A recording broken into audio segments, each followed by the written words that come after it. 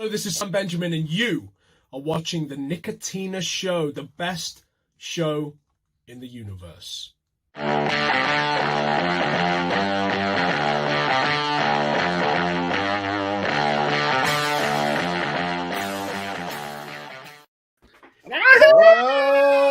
Hey, what's going on, you guys? So welcome to the show. We got a lot of cool topics we're going to talk about today, namely, a certain few.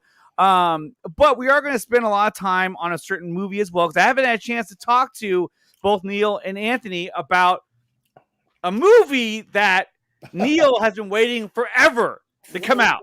I mean, all of us have, but Neil a little bit more so. Love Ghostbusters. Ghostbusters Afterlife. Ghostbusters Afterlife is what we're talking about. What's up, Dark Star? So we are going to talk about that a little bit later on in the show. We're going to really kind of deep dive as best we can. We got Lewis Cox saying, yo. We got TX Hey, Lewis. Voodoo saying, let's go. We got Fear Jason up in the house. What's up? We got the Daniel. What's going on, Daniel? We got Anthony Beltray saying, hey, what's up, Nicotina? I thought Hawkeye was a great show. Restore the Snyderverse. And we got Restore the Snyderverse from Batman saying, it's okay. It's okay to have hope. And it is. It's fine to have hope. Yeah. In reality, look, there was a whole thing going on today. But look, if you want to tweet it out. Go for it. You know what I mean? It's always good to tweet out Restore the Snyderverse. I mean, why not? Yeah, baby. Don't forget to tweet twist. Neil's most hyped movie of the year. Yes, Kamuzu. Yes. Yes. No, it's the most hyped movie for my lifetime, because if I didn't get a fucking sequel to Ghostbusters, I was going to lose my mind. What the fuck is this? We didn't answer the call years ago. We hung that call up. What the hell? So Streamer has a new feature where you can, like, instead of doing from slides. Yeah, what the hell? I don't know what that's for, like power, like if you have PowerPoint you want to share on there. Okay. So if I'm like giving a presentation, you guys ever see The Office? PowerPoint. What's up, South Cali guy? We got DC Talk with Extended. What's going on, DC? Show. I've heard that Spider-Man is gonna stay in the MCU. Okay, I'm good with that. Okay, here's my thing. Everyone's been saying like, "Oh, he's staying in the MCU. We called it," or but it's kind of like, what did you think was going to fucking happen? You really think that he's going to leave the MCU and go to fucking Sony forever? No, I mean, that was never going to happen. Come on. You don't like it when people state the obvious in a prediction? They're like, yeah, I knew it was right. I mean, honestly, look, the same can be said, and Anthony can understand this, the same can be said for the Green Bay Packers. When everyone said, oh, Aaron Rodgers wants to leave, Anthony was like, he's not going anywhere. Cut your hair, Aaron Rodgers. And I'm like, yeah, he's going to go to the Niners. You're on now. I don't want him to change anything right now. He's on. He's killing it right now. Yeah. Playing with 9 toes, man. What's up, Jamie?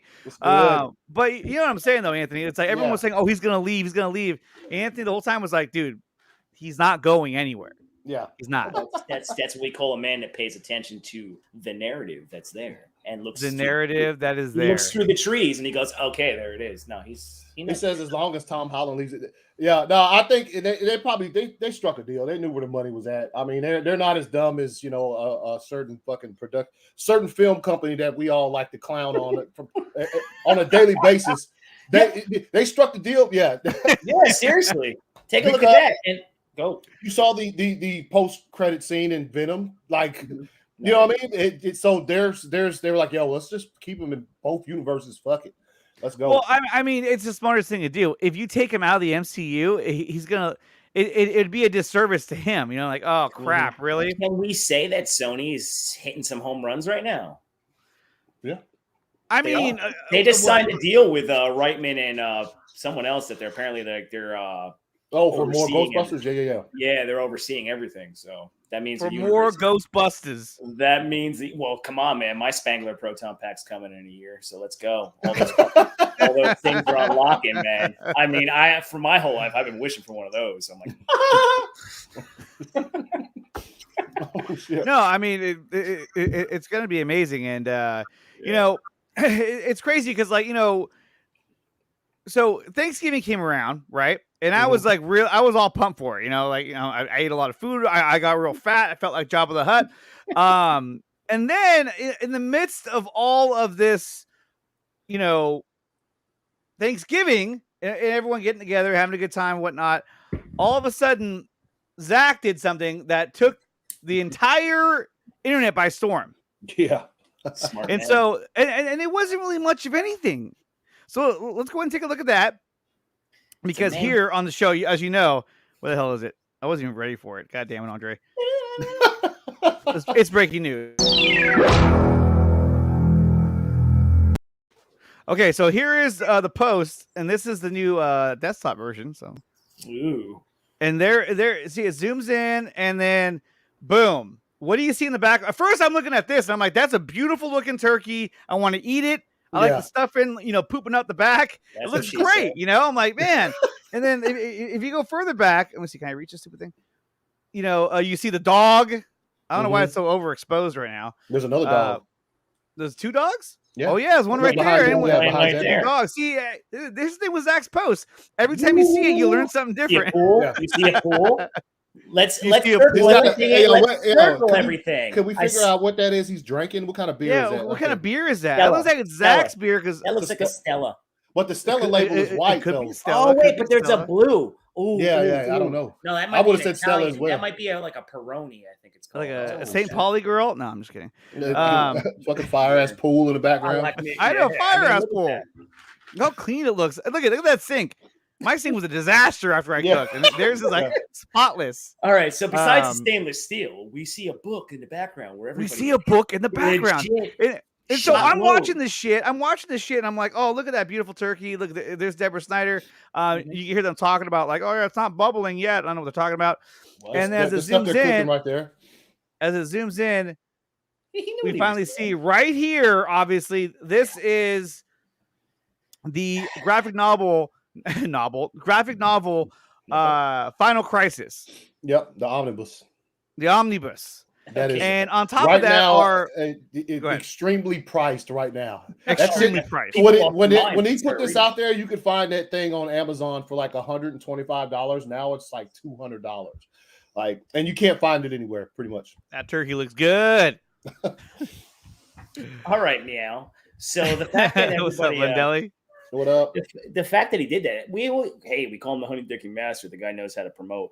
Yeah. We know what's coming. We know the New Year's. But do we know what's coming? I mean, look. No. I say we know that ownership is changing. So we know that ownership is changing. But this is what I've been saying for a while. This is the calculated moment. So now your leader right now, Zack Snyder, that knows what he's doing for his fan base. He knows his fan base is fucking insane when it comes to this shit. And they're going to go to the lengths. You've already seen it happen. So that's why I've been saying for a long time, it's going to take something different. It's going to be a little bit different of a push to get what everybody wants. So here he goes. All right, guys, it's time to make some noise because now's the moment. And now is the time to start building up to the moment when Zaslav comes in. And if he starts looking at trending items, because that's the society that we are, whatever the fuck is trending now is something that you're going to look at. So if that is trending for an extended period of time and people are losing their minds, what better way to get something going? What better way? Yeah. To get someone to say, yo, let's give this guy some coin. Let's get this motherfucker back because we need him. Well, and then we saw this post, which came out before this, which was W52791. And a lot of us were trying to figure out what the fuck it even meant. Yeah. And we didn't. And then I want to say it was Chris Dawson, no relation to Dawson Weidrich, but Chris Dawson kind of deciphered it in his own way, and he said, he thinks that scene 279 is a scene where Darkseid tells Assad, ready the Armada, we'll use the old ways. Yeah. And so is this like a rallying cry, or is this him saying, hey, something is happening? Yes. Now, it could just mean nothing. It could be nothing at all. Yeah. It could be him. Your first thought, bro. You said rallying cry. That's what it is. And I think that's really what it is, in the sense that, like, look, I don't know what the fuck all this means. I don't. And does it mean that the Snyderverse is back? I don't know. And I hope it does mean that. However, I feel like because there are changes happening in WB, maybe Zack is trying to rally everybody to say, hey, let's make some noise. Let's get these new execs to realize, hey, there's some shit going on with this. Yeah. And there's a big fan base behind this. Why aren't we moving on this? I mean, do you think this could be, I don't want to say in a worse way, but like, is this a cry for attention in terms of like bringing more attention towards his universe? Not in a bad way. Yeah, but that's what we all do. We all cry. We all yearn for attention, right? We all have urine. Yeah, we all urinate. We all urine for attention. Giggity. But what I'm trying to say is the fact that, like, yes, this is what he's doing. This is how you start rallying cries. This is what you're supposed to do. If you're going to gain traction, if you want to make noise, now's the time to make noise. You can make noise year round, and nobody's going to hear it. Okay, because they're not fucking paying attention to that, because it's a mute subject. It's dead. There's nothing there. But now we're getting to a new point. We're getting to that point where Zack Snyder's like, okay, here, let's see what I can do with this. Because look, the guy's got to keep making movies. He's not done making movies just because he's doing it for Netflix and he signed his deal. Right. So he's doing all these other projects. He does want to come back and do this. He wants to do it under his circumstances, how he wants to do it. What better way than to set this cry up to show a new owner, look what happened when we brought back a movie that was made years ago, and it was brought to act like it was brought to be like it was new, and it wasn't a new movie. It was made in 2015, something around there. Yeah. Okay. So you're like, oh, wow. And you're quite the marketer, sir. You know how to sell your product and people go crazy. So yeah, this is a smart play, man. This is a smart play. Does that mean it's back? No, that does not mean anything. This is just the start of a new rallying cry. And it very well could be. That's how I look at it. And Austin, look, like, I get what you're saying, and that makes total sense. You know, it's fine if you think it means something. I personally don't think it means anything, or it means nothing. He had the book in the background of in other photos. I just felt like it was a Thanksgiving post, and it very well could be. And I'm not here to say that, hey, this is, this without a doubt is him trying to tell us something. No, it's I'm not saying that at all. But I think it is cool just to see it back in circulation again, talking about the Snyderverse. And let's go over to where is my thing at? We just got a super chat from Sickness. What up, Sickness? Dude, I got too many freaking videos in here. I can't ever find the one that I have. Set up another brand, bro. I know. Well, that's complicated. It's not complicated. I just holy crap! I cannot find the one I'm looking. Did I delete it? I couldn't have.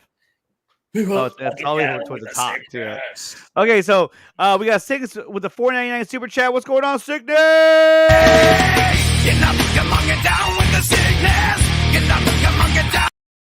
You missed my free 4-month super chat. I gotta send the real money now. Okay. It comes up in black and white too. What do you mean? The emojis. Yeah, they figured out how to put them on there now. Remember before it would just show like little weird. Oh yeah, they would show little stars or something. Yeah, it would be like or it'd be like OBJ, whatever object. Morty. I'm like Odell Beckham Jr. No, so it's so hashtag restore the Snyderverse. Every time I say a little thing is OBJ, I'm always like Odell Beckham Jr. That guy, he's not that good anymore. I don't know what's going on with that guy. He caught a fire. He got hurt yesterday. Oh, he did get hurt. He caught like a 55-yard touchdown pass, but he got on another play. He got hit in the back, and he had to get like treatment for the rest of every time the offense was on the sideline. He was getting like a fucking heating pad on his back or some shit. Mm-hmm. So and then Austin, I sent you a link too. So if you want to jump on, Austin, go right ahead. You're always welcome here. But I mean, look, Anthony, what do you think? Do you think that Zack is trying to say something? Do you think Zack, like, what do you think Zack is up to? I think he's up to his old tricks, man. I kind of agree with Neil. I think it's to get the conversation started. Get people to look. First off, like I said on mine, and like I was talking about like last night on World's Finest, if this gets you excited, then let it get you excited. Don't let nobody tell you not to be excited about it. I like Austin's approach when he just said, like, if you think this means something, that's cool, and it is cool. If you think this is some type of secret fucking message, then believe what you want to believe, man. I think it's kind of like what he said. It's kind of a thing. Let's get the conversation started again. And yes, he has had that book behind him in videos before, but not in the kitchen, bro. Right. Like it's in the kitchen. It's in the kitchen, dude. Yeah. Like, also, I do want to know what that other book is. In between his little sketchbooks where he does the storyboards and the omnibus, there's another book in there. There's another one there? I didn't even notice that. It has blue writing on the binder. So I don't know what that is. Because the omnibus, like, if you pull up, you got the picture? Hold on, let me see about that. Yeah, see if you can find it. Let me see. And then not only that, but then like now all of his supporters and a lot of people who have been a part of Zack's production crew and all that, they're starting to also come out and put out tweets and being more vocal, which is kind of like, man, because like, it's calculated. yeah, like what is going on? That's how you're supposed to do things. If you go to war, do you not go to war and go with calculations on how you're going to attack? And then Clint Enos posted this. Right. Yeah. So Is but And you're this always is a going to have badass picture of the Batmobile. Oh, Look at that's that. a Look at the gorgeous. It's reflection. gorgeous. It's gorgeous. Gorgeous. Yeah, But dude, I look at it. mean, you know, like you just have people that take it to another Level. level, and they say it's coming, it's this, it's that, and then And you get look- people that get upset and Oh, shit, butthurt wrong and one. say, no, it's not.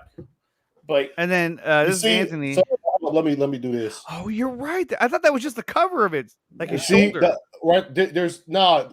Well, from what I've seen, the side of the book doesn't. It looks like this. It doesn't have that blue, so I don't know what that is. Oh, I thought that was the cover of the book. I thought that they were kind of slid over, Yeah. you know, like that, and then you can see like a little bit of the cover because he's like this on the cover. I don't know what it is. Yeah. Maybe that is Could another be book. though. Could be. It could be that because this particular omnibus, I think it's in a box. Like the book Okay. slides out, so maybe it's slid out and it's sitting on top because it does kind of look like Darkseid's arms. Now that you just mentioned that, because you know how he's like this or whatever. Yeah. So I don't know, but it's I saw that and thought it was like another book. So maybe it's just the book pulled out of there. I don't know. But Now, I just interesting. think he's a smart son of a bitch, and he knows how to play his. Lindelli, you know, Look at this it. is actually look at that. Whoa!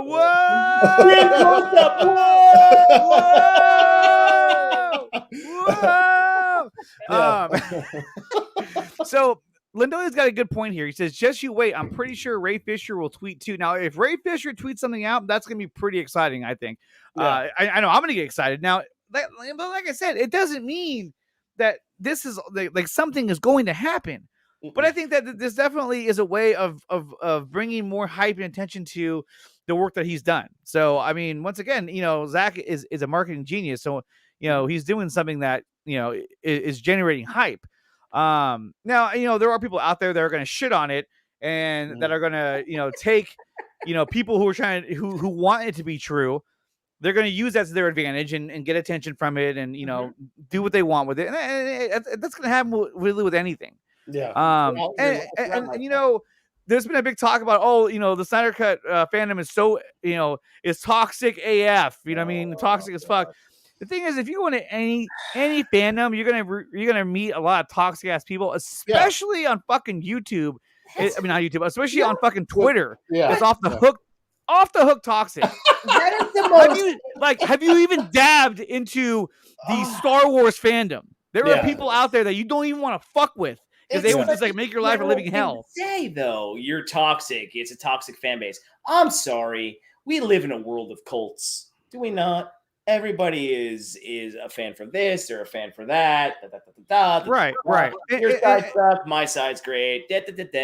Who the fuck cares at the end of the day? No, who cares? If you engage, it's like a fucking movie. Right. It's entertainment. So if you're going to engage with people and get into these serious fights and call each other names that don't need to be, you know, said, yo, seriously, I don't know. Maybe you need to jump off a bridge. Maybe you need to go smoke some weed. Maybe you need to do something to calm yourself the fuck down. Because at the end of the day, there's 7+ billion people on this planet. You're not going to satisfy everybody. Everybody has their own like and whatever it may be. Yeah. If you're going to come on a social platform and be a douchebag, well, then you deserve hate and you deserve people to come the fuck at you. If you're going to be someone that knows how to just speak your opinion and not try to galvanize and be a fucking echo chamber for morons, well, you know, kudos to you. But we just live in a world of idiots and there's nothing you can do except know what you like and just be happy about it and promote it the way you want to promote it. If you're a genuine fan, man, people are going to know. If you're playing a narrative, people are going to know. Yeah, you're going to pull in the fucking people that just want to always be like, you know, oh my God, I'll drink the poison. I'll drink it. It's okay. Oh my God, I'm dead. You know, whatever. Those people exist. But like I said, do you think every single person in this world gives a shit about what you do? No. So I mean, out there, just enjoy your life. Enjoy exactly. You. And to Darkstar's point, like, yeah, there are some really toxic ass fans in Star Wars and in Marvel as well. It's any fan we go into, and typically the more toxic fans are the more vocal of the fan base, because they're just angry, or they just want to start some shit up. They're vocal because we have these platforms, and they're able to be jackasses in these platforms and just type out shit, and words hurt. You know, when they say sticks and stones may break my bones, but words will never hurt me. Words hurt, man. And yes, that, Dan, I would totally agree with you 100% that some of these people that are calling Snyder fandom toxic are poking the bear. Of course, they want to argue. They want to argue. They want to generate that traction, want to generate that emotion, because honestly, they want to do it because 30 seconds. If you watch their videos for 30 seconds, that's a view. So they can pull you in for 30 seconds. Got you. You know what I mean? So that's the thing. Is like, look, when it comes to people that don't agree with your fandom or your view or whatnot, you know, I would say this: like, look, don't pay any attention to them. If they're being negative, if they're being whatever, and you don't like that, then ignore them. You don't have to listen to them. You don't have to read their posts. You don't have to watch their videos. Just ignore. The best thing to do and to avoid all that toxicity is just to ignore those people. Because they're going to do what they're going to do. And, you know, for the most part, what they're doing, it works for them, and that's fine. But in my opinion, it's just best to ignore all that stuff. The word toxic is spread around so much that it loses its power. It really does. It becomes a kind of a muddied word, because we're always using it, you know, to describe anybody at this point. You know, like Neil's fucking toxic. I think he's a toxic Ghostbusters fan. Neil's a Ghostbusters sip, and he just likes anything they do. Now, okay, that would be something that somebody would say. Okay, Lindelli, I did look at that tweet, and I don't know if I can show that on the show. I don't know, are you allowed to show fighting on YouTube or well, you showed slap boxing? Like, oh yeah, that's right. Okay, check this out. So so he sent me a video where it's people in line to buy tickets for Spider-Man No Way Home in Mexico. Now I bought my tickets. I'll be seeing it on Thursday. I think Anthony, you bought yours. Yeah. Oh, I didn't buy mine Neil? yet. I'll be going to see that. Oh. Neil's like, I'm gonna bootleg it. What? No, I'm going to see that in the theater, bro. Hell no. I already told Kelsey, I'm like, you're coming for this one. Yeah. She came twice. Whoa, hey now. Level of excitement is way up there, man. Level of excitement is way up there. Yo. Okay, so in Mexico, this happened, and people were in line. I guess somebody cut in front of him, and he didn't like it, and so then all hell broke loose. And well, shit, man, this is what happened. Oh god. Hey, cálmense! Say, calm down. Yo, he got the $1 million dream on him for a second. I know. What? Yo, what is that? The shit, Ken Shamrock shit? Holy shit! This is like full on grappling. Yo, he's grabbing his asshole. Yo, World Star Reese fucking wild, dude. He's like, get off, dude. Yo, are you serious? Oh yeah, he's going home. He's hurt. That's it. They really were in line to buy tickets for Spider-Man because they're at a movie theater. They're at a movie theater. Yeah, isn't that toxic? Isn't that toxic? That's toxic. It must be the Snyder fans who are fighting people. Those are Snyder fans. We got Lewis Cox with the £2 super chat. UK, baby. UK. Thank you so much, Lewis, for that £2 super chat. This one's for you. The Snyder cut.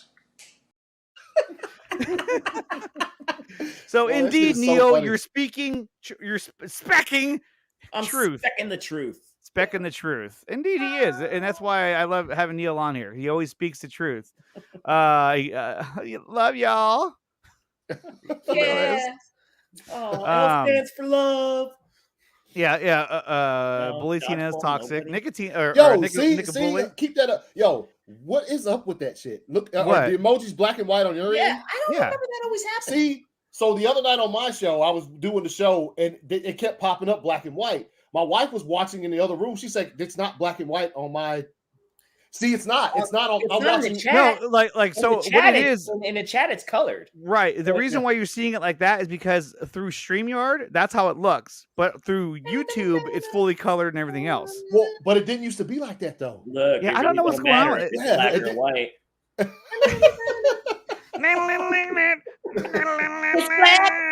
Right.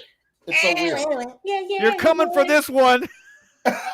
He's like, I told Kelsey, you're coming for this one. Oh man, she might. All be right, lucky. I'm I out. might get bitch slapped on the way in. I'm like, I'm out. I'm I might out. get bitch slapped when she comes in. Excuse you. That's what I usually do. South Cali guy writes, it's happening. Don't care what anyone says. The hype, this photo/video brought to the fans /haters is point enough. Sold out Final Crisis comics everywhere. Hashtag restore the Snyderverse. That is It's a true. matter of time. Now, in South Cali guy, I do agree with you in the sense that, look, he posted one post that had Final Crisis in the fucking background. And boom, it took off. And now you can't even find the damn comic anywhere. You know, who was it? Even Meg was saying how like, she works at a comic shop, and there's where they get their comics from. She can't get it from any of them. Like where the store orders their fucking supply from or whatever. Neil, by the way, watch 8-Bit Christmas. Fucking awesome. Did you watch it? Yeah, I watched it right after the show. Bro, did you tear up? At the end, dude. Man, at the end, I fucking teared up, man. It makes me sob. What is 8-Bit Christmas? It's so good. Just go watch it. Yeah, dude, pull up the trailer. The trailer doesn't even do it justice. It doesn't. But it's about kids trying to find a Nintendo Entertainment System in like 1988. 88, yeah. Times. Come on. And they can't. You know, when the Nintendo first came out, it was sold out everywhere. It's fucking. It's good, dude.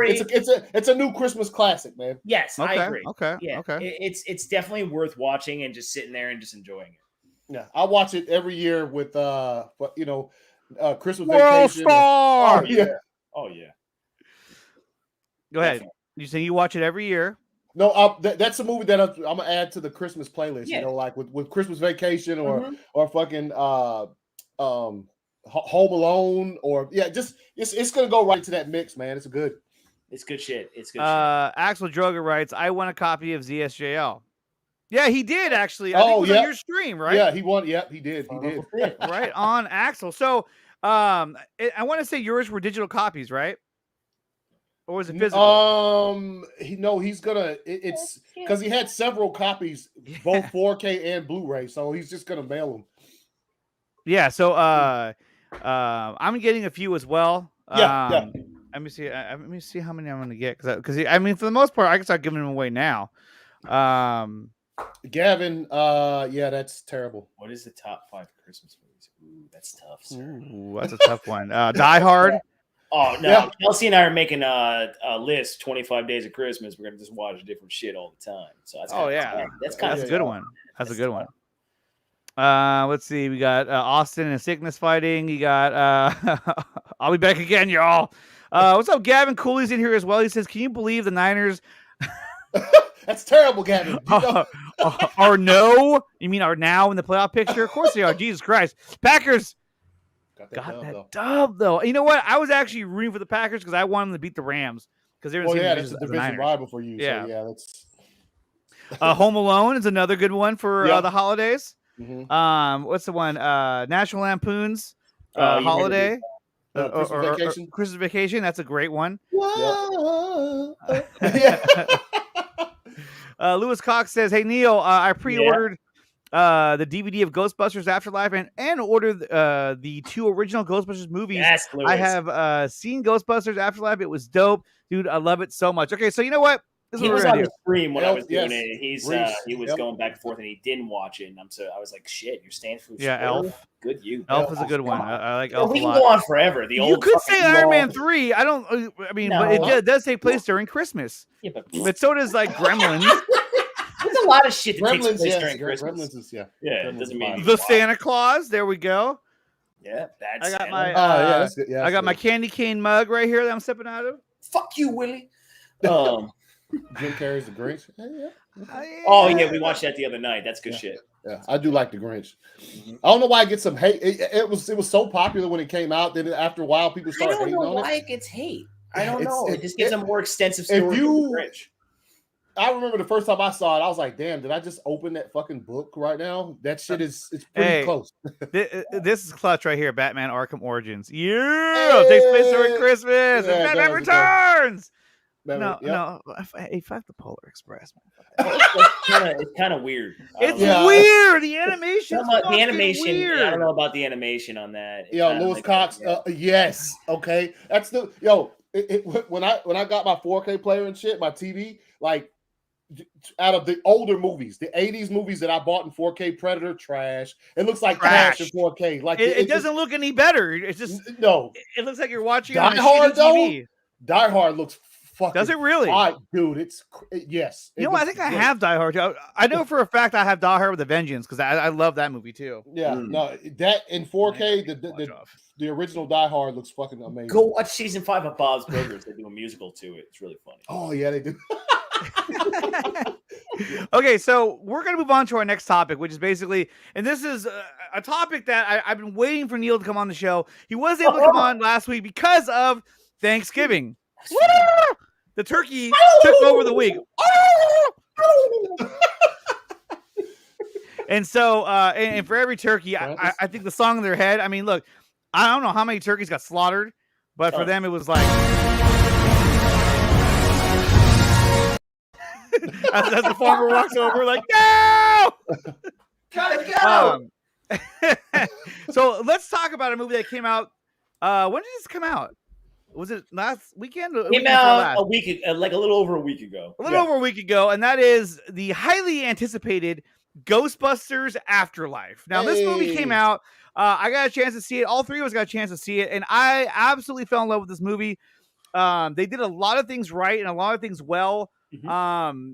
The cast, as in like the younger kids they introduced, there actually really wasn't any kid or any actor that was annoying. In fact, the kid podcast I thought he was great. Podcast great. Fire, dude. He nailed the it. Like stance of the movie as the young kids. Yes. Yeah. Exactly. But no, like I thought when he first showed up, I thought, okay, he might be annoying after a while. But no, I thought he was funny the entire time. Yeah. And I thought all the jokes worked really well for this movie. Nothing seemed overly forced.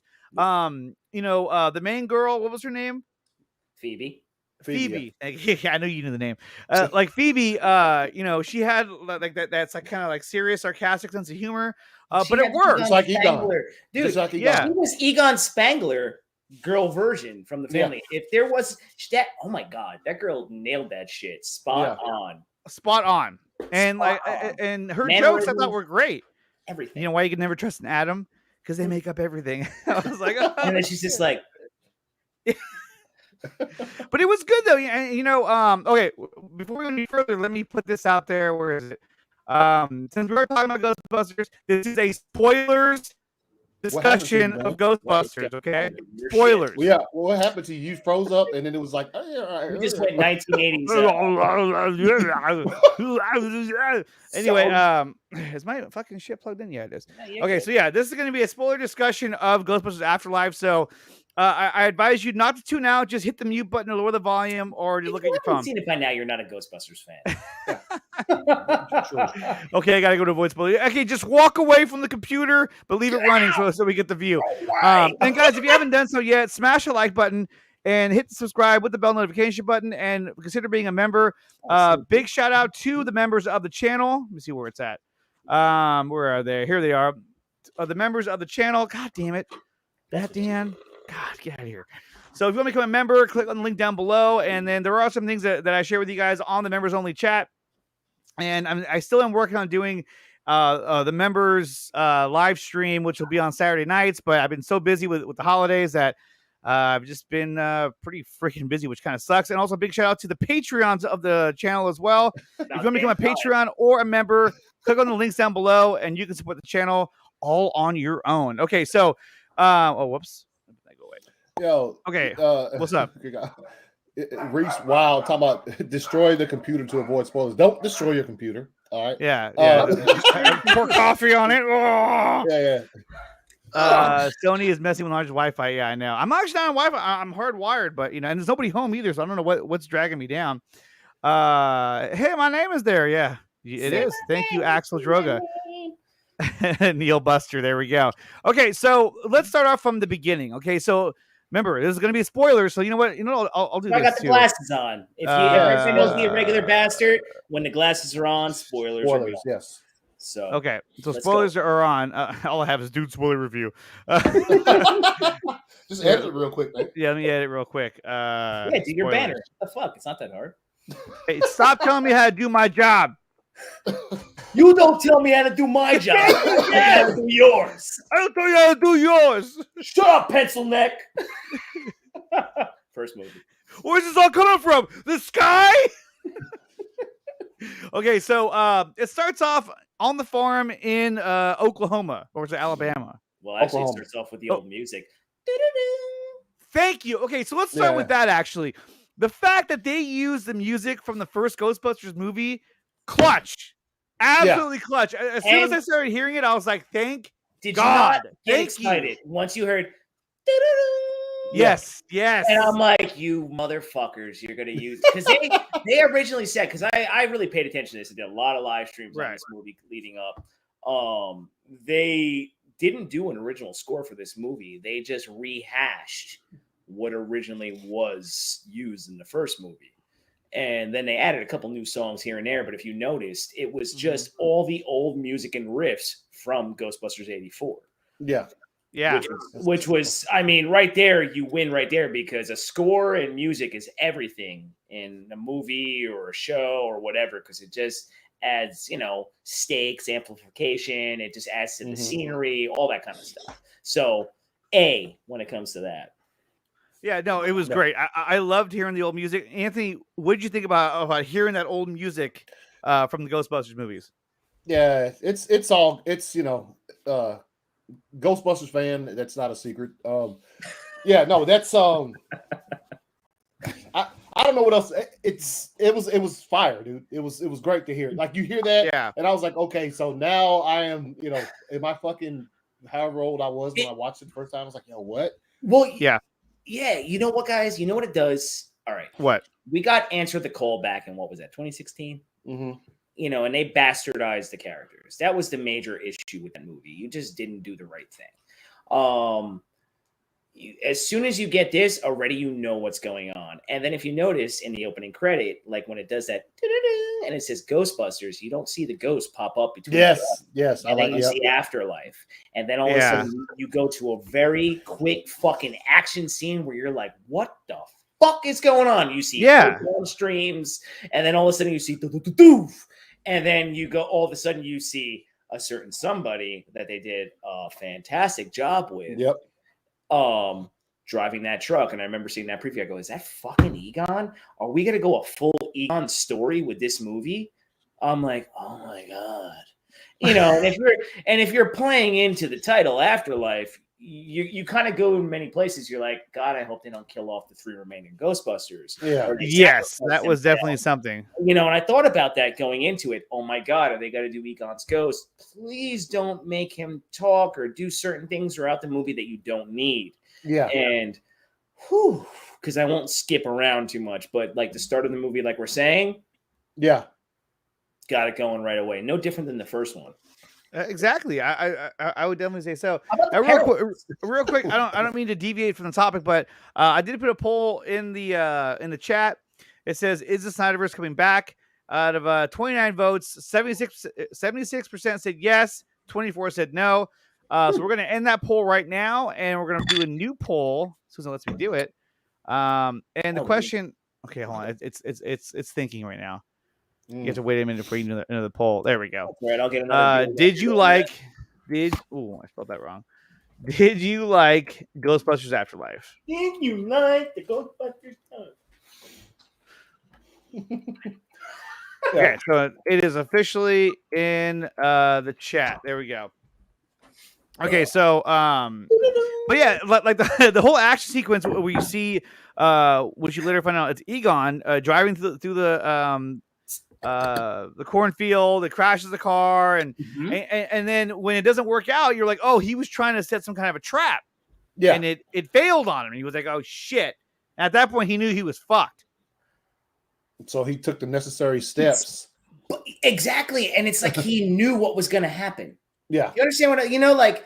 And that's the fucking thing that you got throughout this movie, not to jump into any other scenes, is you got the history of the Ghostbusters and where they ended up in a 2-hour movie, and a movie that everybody's wanted if you're a huge Ghostbusters fan since you saw part 2. Okay. Then we were lucky enough to get the video game, but you got to like almost see the history of what happened. Okay. You know, Well, go ahead. Yeah, but about that though, I mean, it was a little weird to me that they didn't bring up the events of Ghostbusters 2. They only brought up the events of Ghostbusters 1. Now I know that the events of part 1 are connected to what's his name, Shandor. Shandor is a main topic, yes. Right, and so that story connected to this story, so it's kind of like, well, let's just reference that because that's it's better connected. But I did kind of feel like there had to be something said, like, oh yeah, you never saw the Statue of Liberty, walking through downtown New York, something like that, where it's like, oh yeah, that happened too. Yeah, but why see, like, all right, I know where you're gonna go, but in an interview with Jason Reitman, he did say it is canon. Now, well, yeah, no, not even skip ahead to an end credit scene. You left that open for that. There's no doubt that certain somebody can come back into the picture in another movie easily. But if you're going to start off stakes and you think about the most successful Ghostbuster movie, which one was it? Was it part 2 or part 1? Well, it was part 1, obviously. Yeah. Exactly. Yeah. No, part 1 was always, and you can't sit there and call the video. You can't sit there and call the video game part 3. Yes, you can call that part 3 for hardcore fans and people that play video games, but for not everyone played it. No, you have to tie it into what is really known. And when you look at the 2 movies that came out, I don't count the other one. It's part 1 that always stood out. I voted yes. I haven't even seen it yet. No, it was really good. And look at Leroy saying hello, everyone. What's up, brother? What up? Go ahead. Real quick, I'll say I loved how,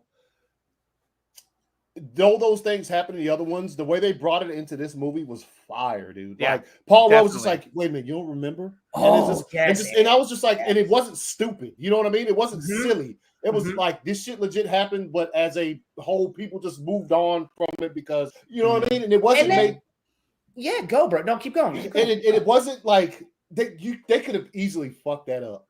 You know what I mean? But by saying those things really took place in the 80s, but like they could have made it real. But yo, I love the way that they transitioned. Excuse me, to where she was like looking that shit up on YouTube. Like, I think that's fucking awesome. Yeah, and I love that you said that because that kind of goes into what Andre was just saying about Ghostbusters 2. Is you didn't reference Ghostbusters 2, and it kind of went into Ghostbusters 2 when the Ghostbusters were irrelevant because nothing was going on. Yeah. Okay, because they defeated the entity, they defeated the crisis, they took care of it. What up, and then everything kind of shut down. Oh, Cylon Scotty. So technically, this movie took place where it needed to take place to continue its story. And now you can feed off. It's actually done in a smart way. Now you can feed off what happened in Ghostbusters 2 because of a certain end credit scene when we, eventually talk about it, where you see something happen and you're like, motherfucker. All right.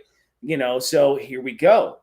The true sequel. Yes, it is. It is a true sequel. It literally, if talk about paying fan service, you know how you like say, like, oh, but God, done right. It's a studio that gave it and kept it in the family, gave it to a director that knew what he was doing. He had his father to help oversee it to make sure he didn't go over the realms. Also, at points in time, if anybody caught on to it, paid homage to the video game that came out and even the animated series, The Real Ghostbusters, because at no point in time in any movie did you ever see Ecto-1 do the shit that it did in this movie. You never did. Awesome. And what they did in this movie, which was something that I give the sequel trilogy a lot of shit. I'm not a huge fan of it at all. But the one thing they did do right in the first one, in The Force Awakens, is basically they turned Ecto-1 into the Millennium Falcon, where it was just like that was its own character without even having to say words or whatever. It was its own character. The moment you saw it, the way when they started driving it around, it was the same feeling I got when I saw the Millennium Falcon flying around again. You're just like, there it is. Oh shit, my God, dude, it was awesome. Exactly, you're correct. And you did nothing but smile, and then you saw Egon's ghost do what it did to help. throughout the movie, you saw Egon's ghost do what it had to do, and it was done in a stylistic way. I mean, you had a haunted house movie in this too. You know, you took a supernatural element in Ghostbusters, right? Yes. And it played off, like that's why I try to say there was parallels in this movie from the first one and in this one with the characters and how things were done, the stakes. You have to see where they are compared to what in the first one when they were in a big city as compared to being in a small town, in a rural town and all that kind of stuff. And the way they went at Gozer as compared to the way Gozer came in the other way. There's so many parallels, but it was a totally different take on it. And then some people be like, oh, no, it's a different take. It's a totally different take. It's a different take. Yeah. Oh my God. But like I said, it was done really well. And I thought all the characters did really well. Hey, real quick, big shout out to Lewis Cox for a £2 super chat. He says, Afterlife is the true third movie. And I definitely agree. And thank you for that super chat. This is for you. Oh my God! Wow! Oh my God! So thank you so much for that £2 super chat. You are awesome, Lewis Cox. Can you DM me the Patreon link while I was refreshing my brain? I mean, oh yeah, no problem. I'll do it right now. Put the stream down. I'm so excited. No, but it's because I definitely will do that. And yeah, Andrew, you know, seeing Bill Murray, Dan Aykroyd, and Ernie Hudson back was amazing. Yes, I agree. It was amazing, but I mean. And this is not taking anything away from the movie, but I mean, honestly, if they never showed up, it wouldn't have really hurt the movie. I don't think the movie still would have been good, but it was cool to see them all together and hear their dialogue. But I liked that they got the three of them got to see Egon one last time. Oh my that part was cool. You want to talk about that scene already? Well, it was spoilers. Okay, guys, spoilers. We're talking about the whole fucking movie. I don't give a fuck. Oh yeah, right no. now. I don't know where you want to jump. I mean, well, I'm just shooting the shit about the movie at this point. But I mean, talking about the first bust compared to the first bust in the first one. I forgot how awesome that Muncher or Chomper or whatever the ghost name was. Chomper. Now, see, little things that were done right. Okay, so. Here they go chasing after Chomper in Ecto 1, mind you, and all of a sudden she shoots out with a chair, you know, like gunner seat. Yeah. And you're just like, holy shit. Compared to the cartoon, so right there, if like I said, Ghostbuster fans, compared to the real Ghostbusters cartoon, right? The gunner seat was on top in the cartoon. Yeah. And then you get the movie and you see it pop out the side with a proton pack built into the seat and a gun. Yeah. And you're like, oh! And then you see the trap that Egon built and all the mechanics that went on. So the Ghostbusters, see, that's the point what I'm saying. You're seeing them use all the old school stuff that Egon built over the years, right? Yeah. Over the decades. Everything, the traps. They said when, you know, that emotional scene when Phoebe calls Ray and they're talking and she's giving her one call and who you gonna call? That was that was cool. And then, you know, like it's a very emotional scene. And the one thing that Ray says, he goes, yeah, he even took the collider packs. That's from the fucking video game. Okay? Really? Yeah. Yes. That's this. Hold on. Here. Let me turn this fucker on. wait for it, everybody. Oh, God. All right. So, not that. This is the collider pack, the blue. You hear that? That was in the video game. Okay, so what they did on this version of this is they actually took the video game shit and they put it on this. So they almost like, in a way, this son of a bitch, fucking Reitman, actually paid homage to the video game too, and what they did in that. To say collider pack, we never saw the collider pack, and then we saw it completely. No, we didn't. No, I said we never did. Oh yeah, we never did. Yeah, but that's the point. You're paying homage to it, and then you're seeing an entirely different proton pack that Spangler built for himself, not for the other guys, for himself. So, yo, dude, this movie did so many things that I can just continuously go off on. But the gunner seat, that was real Ghostbusters to a T. When you saw the first bus, compare it to the first bus in the first one. All right, podcast. Getting that death whistle, right? I have an idea. what does Ray have in the first one? He has an idea. That's how I compare the parallels. Like his, Ray walking around with the microphone and everything in the library. Yes, doing the same thing throughout the movie, just in a different way. But see, their dialogue, like the kids' dialogue to each other, it was never cheesy. It was never stupid. It was never like, it was right on. Yeah. And real quick, hey, Silent Scotty with the $50 super chat. Holy cow. Yeah. So glad you're all talking about this today. Glad to see you all. I lurk, but I haven't had time to watch in a while. Happy holidays. Thank you so much, Silent Scotty, for the $50 super chat. You are awesome. And this one is for you.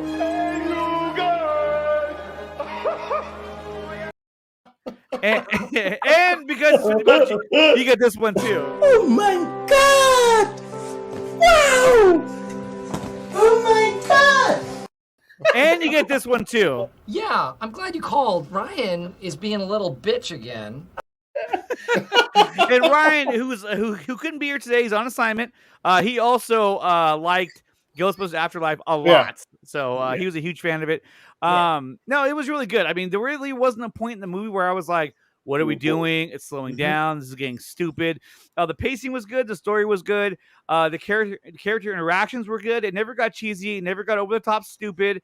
It kind of it stayed even keel the entire time. There was never a point where I was like, okay, this is getting stupid right now. Can we just move on? Like it just stayed. It just stayed fire the entire time. And that's what I love so much about it, was that you could tell that when he made this movie, that he thought this movie out. He knew exactly how he wanted it. He knew exactly the shots that he was looking for. It wasn't like he showed up and was like, okay, let me try to put this together. No, he knew exactly what he wanted to do. Well, and he executed it. And also his dad was there. Who directed the first two, who was probably like, yo, I'll punch you right in the fucking nutsack if you fucking. He was right. Any decision he might have made that he might have thought didn't fit, he's probably like, nut tap. Ivan Reitman also stood in as Mr. Spangler. Yeah. Oh, he did. Yes, he did. Yes, he did. But like in the movie, the fact that Egon was a ghost, showing them kind of like from the afterlife. See, to me, that made a lot of sense. I was like, yeah, you know what? If anyone is gonna know how and what a ghost is capable of, it's Egon. So that's why he's able to do what he's able to do so quickly, because he knows what they're capable of doing. Yeah. On the chat 12 minutes ago, I posted a poll saying, did you like Ghostbusters Afterlife? 20 votes in, 85% said yes, 15% said no. That could just be someone just wanted to press no just to say no. But I absolutely love this film. I mean, I'm definitely, this is one that I would physically get a physical copy to own this one. This is a really good movie. That's a guarantee. So the other thing I want to point out about this movie was that the movie did something that I haven't seen a lot of movies do recently, in a while, I should say. Was that this was a movie that I literally could have had my kids watch with me, and it would have been appropriate. There was never any hardcore cussing. There was never any sexual. It's just like the first movie, dude. But like the ghosts, they weren't over the top scary. They were still within reason, and they weren't kidding. And so the whole time I was like, dude, my kids could have watched with me. Like they would have they would have loved it. Well, the first viewing I saw was on a Friday night, right? When it came out. And that was a different crowd. That was more like our age, all that kind of shit, jumping up when the Ghostbusters came in at the end, all that kind of stuff. Yeah. And I went to a Sunday show, and it was at like 5:00, and there was a lot of young kids there. And even the group that I sat next to on a Friday night, the mother went past me. She's like, oh my God, I made my kids, because there was like a group of young girls, like probably in their 13 to 15 range. She's like, I made them watch the first one. And these girls were laughing at riffs and cheering when the old Ghostbusters came on. So what this movie did is it hit new generations and the old generation, which is hard to do. Now, I'm sure there's some Ghostbusters fans that fucking hated it. They're like, nah, whatever. I mean, if there was, I mean, they're far and few between, because I have not really heard anybody rip this movie at all. Hit on all levels, and it didn't go in any kind of like trying to pander to any kind of generation. It just gave you a Ghostbusters movie. Yeah. No, it was really, really good. I enjoyed every minute of it. Also, man, look, we've seen like what they had to do with this movie. Like when they first wrote the screenplay, obviously the family had to be like cool with that shit. You know what I mean? They were when they were coming up with this movie and they putting thoughts and ideas together about having Egon at the end the way they had him. Obviously, they had to get approval from, you know what I mean? They're just not going to do the shit. You know what I mean? They let the daughter see yeah. it. They let the daughter see it. Like, they let her see it in Yeah. advance. And she was on set and everything. I remember reading in whatever. Yeah, she she said, was. it She was. cathartic and, closure and all that kind of stuff. So, With that being said, so obviously they had to get that. This is probably the best I've ever seen it done. Where, I mean, you had what they did in Rogue One with Carrie Fisher's with Princess Leia, which I happen to think, I still think it was pretty good. It kind of looks a little wonky now if you watch it, but It was still good. I mean, I thought it looked yeah. When I first saw it, I almost jumped out of my fucking seat. I was like, I was like, holy shit. yeah. But this, I think, this is the best I've ever seen it done. What's up, Rail? What up, Rail? What's good, homie? Yeah. This was like when he came on. Obviously, you saw Phoebe. She had the proton pack or whatever, and then you see a hand come in to like, oh my god, help brace it, and I was just like, oh, they're gonna do this. You know what I mean? Yeah, and like I've said on mine, and like last night I was talking about like when with movies like this, you have certain things that you're scared of before you watch it. You're scared that they're going to go here. They're not going to do this right. And when he came in, I was like, oh shit, they're bringing him in. Got a little scared again because I was like, wait a minute. But that shit was from the moment his hand grabs the proton pack until the end of the movie when he goes up after he hugs his daughter or whatever. That shit was done. I can't see how it can be done better than that. You know what I mean? I don't think can't see how. Yeah, it couldn't have been done better. I mean, he didn't talk. I was so happy he didn't talk. I loved seeing him stand side thank by God side. he didn't talk. I was like, oh God, oh God. What you're about to say, standing side by side Yo, with the fucking old guys. Winston, he looks at him and he's like, oh shit. He's like, and Bill Murray looks over and they all look everybody's reaction, Ray, I'm so sorry. Yeah. Winston going, motherfucker, what the hell? Dude. And then even Bill Murray's trash talk to Gozer was fantastic. Yeah, fantastic. Remnants to the first one. How they now, were like, I thought Phoebe the Phoebe. I thought that probably, at least for me, the one of the most fire scenes of the entire movie, the scene that actually almost got me choked up a bit, was when she called Ray at Ray's Occult and they started talking about the Ghostbusters and he started talking about Egon.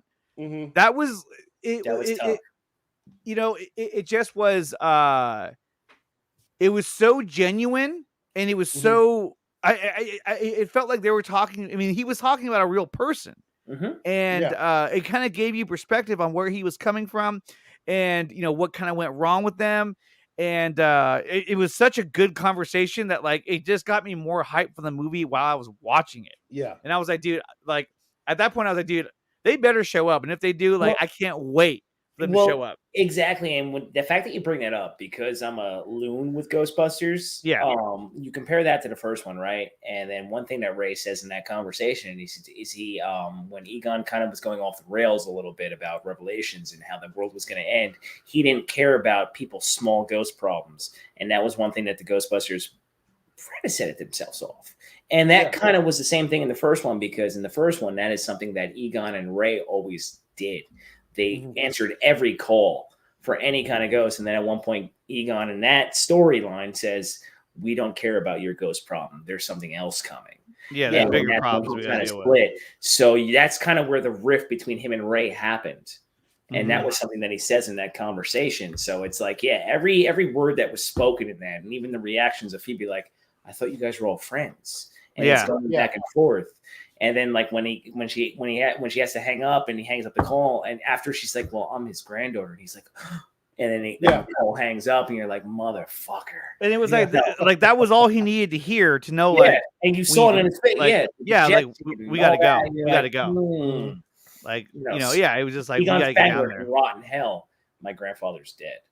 You know, Yeah. it's Yeah. like, He's like, I'm sorry to hear. You know, right away, Yeah. it's like you just yeah, felt the emotion in the scene. It God, was just it so was- good, and it you know, just- I absolutely love that scene. I thought it was so good. It was just a fun fucking movie, man. It was, Yeah. and for them, like honestly, like it was done right. yes. It just like that's how you pay homage to a Franchise. a franchise. Thank you. Yeah. I just thought it was done well. Yeah. So let's go around the horn. If you had to rank this movie 1 out of 10, what would you give it? Let's start with Anthony, because we already know what Neil's gonna say. Yeah, well, for me, it's a 10. It's maxed. Nothing wrong with this. Also, what you were saying about, I think I mentioned this. I can't remember when it was last night or on my show where I said, like, now that this movie has happened, perfectly done. They've hit those nostalgia points. Yes. Now with sequels, you can fucking branch out to some new territory. Yeah, you can do some crazy shit now. Yeah, you can. But I trust the director because of what he did with this.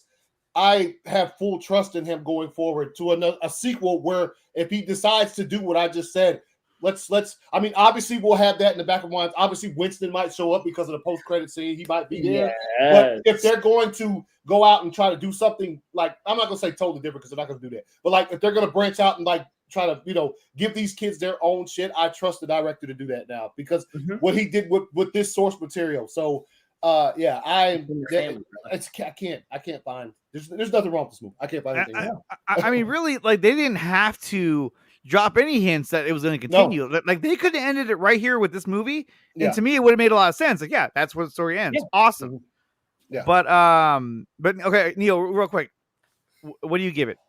Oh, I'm giving it a 10 out of 10. 10 out of 10. The only thing that I picked on was why did you wait till the end of the fucking credits to play the best end credit scene with Winston and Janine? Yeah, where Winston's going, and how it tied into him bringing Ecto home, and then you saw the containment unit light up and start blinking red, and we know that's a bad thing for the containment unit. So you're like, you son of a bitch. Yeah, here we go. And he's going to be, because of how they talked about him, he's become the moneymaker. How ironic, the man that was just looking for a job and a steady paycheck became the motherfucker that is a tycoon. And this tycoon has heart, and he wants to bring the Ghostbusters back to life. So they left it open for him to be the center point for this whole thing. And he funds Raise a Cult, right? They'll come back. They'll be a part of it, but they're not going to be the major part of it. And don't forget about the Extreme Ghostbusters when they used Egon to be the predecessor for the new young Ghostbusters that were in that. So why not? But here's the thing, though. Now? If they were to do another one, which I'm sure they're going to at this point, they will. Do you think that Bill Murray will come back? Of course. Yeah. They all come back to money. Yeah. I think, If enough money flies their way, it was done the right way. And it's being done by directors that love the goddamn movie. That care about the product. It's all in the family. If you wouldn't come back, I'd be very surprised. Yeah. Yes, I would be very surprised. Since he came back for this one, and we talked about it on the show Friday. Me and Ryan especially were like, it's a thing to where, it's a love-hate thing with Bill Murray, because if Bill Murray would have been willing to come back, we could have gotten him we could have gotten them all while he was still alive, and we could have gotten that. But it teaches on it. He came back, and he couldn't have foreseen that that was going to happen. So no one did that. I mean, Harold Ramis passed away suddenly when he, that was terrible. He was still, I would say he was still a pretty young dude. For the most part, he was still, a younger age. He got sick, and then it took over really fast because he had a pre-existing condition, and then they didn't catch it quick enough, and then that's how the man passed away. So and also, real quick, want to mention before I get off of it, one of the things I was scared of, that they were going to play Ghostbusters too much. One time, perfectly timed. Yes, they played it one time, and it was perfect. The song Ghostbusters on the bridge. I thought that you'd hear it 5 times in the movie, and I was like, no, that's what dude, the score was done perfectly. Yeah, dude, it just came on right there on the bridge, with Ecto One, and I was like, and they didn't play it again, and I was like, yo, that's fire. It was fire. It was fire. Everything was done the right way. It was done the right way, with respect, with care. It was great. Bill Murray has to fight the ghost of Garfield. Yeah, that first ghost catch, you're not going to see a better one. I mean, the fact that like he pulls out that trap and it's on wheels, you know, and look, you could argue, oh, how do you know how to use that? Who gives a fuck? The fact that he dropped that, I was like, oh god, see, if I was people like, are this doing is that, sick, dude. But see, that's what I was afraid of, is that people were gonna say, oh, look, he just automatically knew how to use it. That's bullshit, dude. It was badass. Like navigate social media on the day. Dude, it's it not was that so hard badass. to figure out how to. Yeah, it was. Yeah, he dropped that shit out. Yeah, that shit was nice. Come on.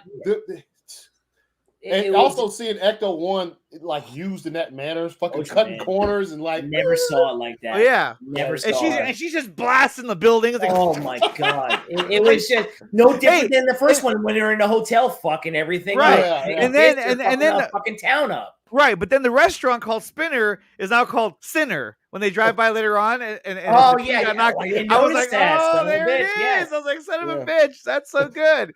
And then I loved how inside the mine you had the 3 proton packs that were firing at the trap 4, yeah. The keep, and, yeah. That was and it was just like, damn, what idea.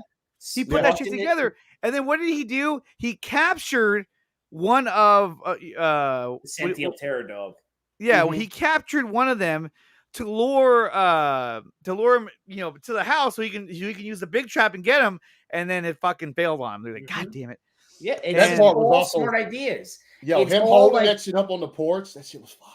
Yeah, it was, and the fact that like, look, like obviously we know that it wasn't the real Egon, the actor. What was his name? His Ronald Reagan, the actor. No, Harold Ramis. Thank you. But we know it wasn't him, but it looked enough like him that I was like, yeah, I know what's going on. Look, we're good. You know, the likeness, what they did with the ghost Egon. I just still can't get over that, and the fact that you have a toy now out for it, that combo set. Oh yeah, I shat myself when I saw that. So I was like, that is going into the collection. Kelsey's like, you can't get it now. I'm like, fine, fuck. You know, I have to wait for Christmas. It's all right. But no, it was really good. I give it a 10 out of 10 as well. I thought it was entertaining. It was fun. It had action. It had everything that you could have wanted in in a movie, especially paying homage to a franchise. It's done really well. I thought it was a great movie. So guys, definitely, if you guys have the opportunity, check out Ghostbusters Afterlife. See it in theaters. It's worth it. And even when podcast set Chomper free, it was all of a sudden he opens the trap like, I was just like, what are you doing? I was like, well, what the fuck's he doing? And it's like, and he eats to the bars and he escapes. I was like, that's their Slimer, man. But but the fact that he let him out because he knew that he would chomp through the bars. I was like, oh, good fucking, because when he first did it, I was like, what are you doing? Oh, I just like the subtle humor that goes on, and he looks at like when they're about to open the trap, and the second time when they're watching Chucky, and he's like, is that a ghost trap? This and that. He's like, and Paul Rudd's talking. He's like, and you don't know this? He's like, I'm ashamed. Yeah. There's just a lot of good subtle lines that come out. Like I was saying, that kind of stuff where like when Paul Rudd first time he sees the trap, he knows exactly what the fuck that is. It's awesome. It was just he's like, oh shit. They're like, and he's like, it happened 20 years ago. He's like, he's like, is there something in it? And they're like, yeah. I was like, oh yeah. Do you want to open it? Yeah. Well, and so Ryan was talking about this, and Ryan was like, none of this would have ever happened if Paul Rudd hadn't opened the trap. I said, yeah, but Egon wanted them to open the trap. Yeah, he was pushing for this because he was pushing for it because he knew that yes, you're letting out. What? Ryan's is that Zebra Fett's comment? Yeah, and I said yeah, but he wanted to because it's sort of like it's sort of like he knew that like by doing this it would bring everyone back together again to stop this. Like there's a chance that they would do that. And Phoebe on the whole time, fix the proton pack, do this. It's coming. He had it plotted in there. He saw the dates. I mean. In the first one, I played a clip on my live stream on the spoiler review. They talk about 1909, the interdimensional cross rift. They talk about that in Afterlife. They talked about it in 1984. That's after they saved Louis, like after they blew up the building, this and that, and they're walking with Louis Tully, and then he got asked for a brain sample. Okay, so... Dude, I'm just saying. One time I got stuck in an elevator for over 2 hours. And one time I was... And then, Once I got turned into a dog, and they helped me. Thank you. Oh, the second one. Yeah, he's like, thank you, Lewis. That was short And and pointless. Oh, but pointless. Yeah. Thanks, Yeah. Lewis. Yeah. And he's their attorney, you know. That's the only that's the one they were missing. So hopefully, you know. Yeah, and I know that Rick Moranis, he retired from acting, but I would have thought he was going to make it. I mean, the first time you saw what's her name? What's that? I think they tried to get him back, but don't forget he got knocked out in New York City too. Yeah, he got punched in the face. Yeah. But when they brought Janine back in that first scene, you know, when she showed, I was like, she's holy shocking him. shit! That shit was hilarious. That was great. Helmets from my staff. Yeah, that's good. It was. It was a really good movie. So, guys, definitely check out Ghostbusters Afterlife. It's still in theaters now, so definitely check that out. So, what up, Joey? What up, Jesse? Y'all. Let me see. I got away from the show. Oh yeah, here we go. I ain't afraid of no sleep. What's going on, Joey? Well, and we got Mr. Jesse Allen all the way from Australia. Hello, mate. Hello. Good night, mate. So let's go back to our, a favorite topic here on the show, which is the Snyder Cut. Oh, all right. We got some breaking news. Okay, so House of Gucci recently came out, and so this was an interview with Jeremy Irons, and they asked Jeremy Irons about the Snyder Cut. So let's hear what he had to say about House of Gucci was fire, by the way, but go ahead. I want to see it. I haven't seen it yet. But the House of Gucci. This one, it's not the only film that you share with Jared Leto this year. You two appear in Zack Snyder's official version of Justice League, and I was curious if you were able to see the full cut that's finally come out. Well, strangely, yeah, I didn't know Jared was in it. He's. Come on, man. Come on, Alfred. Let's go, dude. Come on. Oh, I didn't know he was in it. God, is he starting to get that whistle in his voice? Zack's final cut. I've got it. I just haven't actually put it on yet. Is it any good? Oh, it's fantastic. Yes. There's a scene in particular that I really am glad they saved, which is Alfred trying impatiently to teach Diana how to make tea in the Batcave. Ah. Oh, I'd like to watch it just for that. What a smashing good time.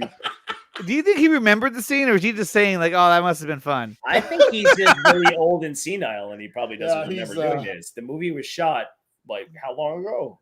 He's like, he's done a lot of shit.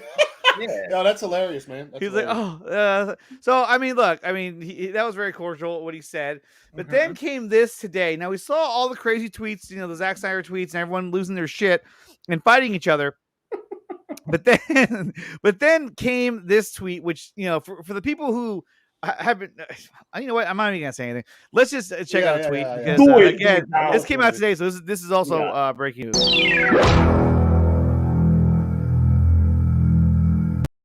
So here's the tweet right here. This is from Kevin Smith. Okay.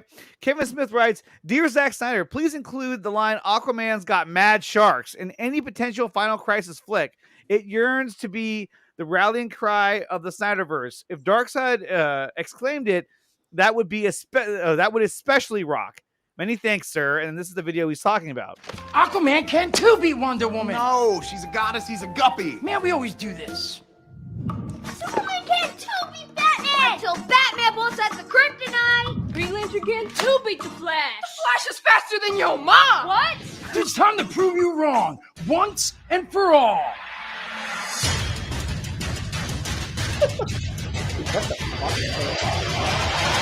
Injustice, God's among us. Yes, Aquaman got mad sharks. So that was a promo from Injustice, but he tweeted this out today, and so I mean, again, engaging with the fans, getting the hype up. His friends, his supporters are tweeting shit out. I mean, I'm not saying something's happening, but something's happening. You know what I mean? Like, there's definitely something. There's something going on. I don't know what it is. I don't know what it is. I wish I knew, but I don't. Yeah. But I thought it was fire though. No, and then we got some fire art right here that I want to share with you guys. This one right here, where it shows. Fire. Look at that. That's Carla Gugino as Catwoman, and then obviously Ben Affleck. What's his name? Yusuf. Yeah. This guy does some fire art, man. Look at that shit. Yusuf. And then here's the other shot right here. Nice. Meow, as little cat ears, the Joker's hand. All right, meow. Crowbar. Meow. Super a Troopers? knife. No. Oh yeah, Super Troopers is great. Yeah. But no, I thought it was really cool. I was like, oh, dude, I've got to share this one. I thought Zach would keep you informed. I know. God damn it, man, Zach, you got to let me know what's going on. What was the point of the Kevin Smith thing, though? Like, was that something that got people going? Yeah, well, he tweeted out today. Yeah, that's him today. Yeah, that happened today, right? Mm-hmm. Yeah, that happened today. But, like, did it have any kind of outcome to it, or is it just Kevin everybody Smith? loved it. It's just Kevin Smith. I mean, Just the fact that Kevin Smith is saying restore the Snyderverse. Well, yeah, because I mean, when you go to the tweet, like, look, Yeah, it got, almost just under 3,000 likes, like a whole bunch of retweets, and people were like, go, fuck yeah. So everyone's really excited for it. It generates more hype, which is great to see. It's awesome to see. Aquaman's got mad sharks, homie. He's got mad sharks, man. Sharks, bro. Like I said, that was the art. So it just I definitely think something is happening. Either he's trying to bring more attention to the Snyderverse or something. But whatever he's doing, I hope it works, because I want to see more of Zack's work on when it comes to DC. However, let's not forget, and let's not deviate too far away from the fact that Zack does have shit coming out that's gonna be absolute fucking fire, including this movie right here, Rebel Moon, which we know is gonna be badass. Yeah. And that's the thing too, is that we're gonna get a Snyderverse, a Zack Snyder universe on Netflix with Rebel Moon. We're gonna have the Army universe as well, and if we get a continuation and we get to see Zack's DC universe, then it's just going to be fucking money in the bank. You know what I mean? It's, at this point, anything he puts out is fire. I love everything he puts out. And so if we get to see this, fuck yeah. And which I hope we do. But I'm really excited for Rebel Moon. And he's going to be shooting this summer. He's going to be totally occupied doing this. And I know it's going to be badass. I'll get rid of that. It's just an exciting time to be a nerd. I always say that to people. It's always an exciting time to be a nerd. Always exciting time to be a nerd. Always. Yeah. Are you kidding me? The times that we live in, God, yeah. You're gonna see this shit happen eventually. It's gonna come. It's just a matter of time. It's just a matter of time. It really is. Come on. You saw something that should have never came out, and it came out. Yeah. Okay. Yeah. Unprecedented. So now that opened the floodgates. The Snyder Cut opened the floodgates for any possibility. And in entertainment, nothing is ever dull, because anything that can make money, they will make. And then came this, and this came out just the other day, so here it is, breaking news. So let's go to this new clip from Spider-Man No Way Home.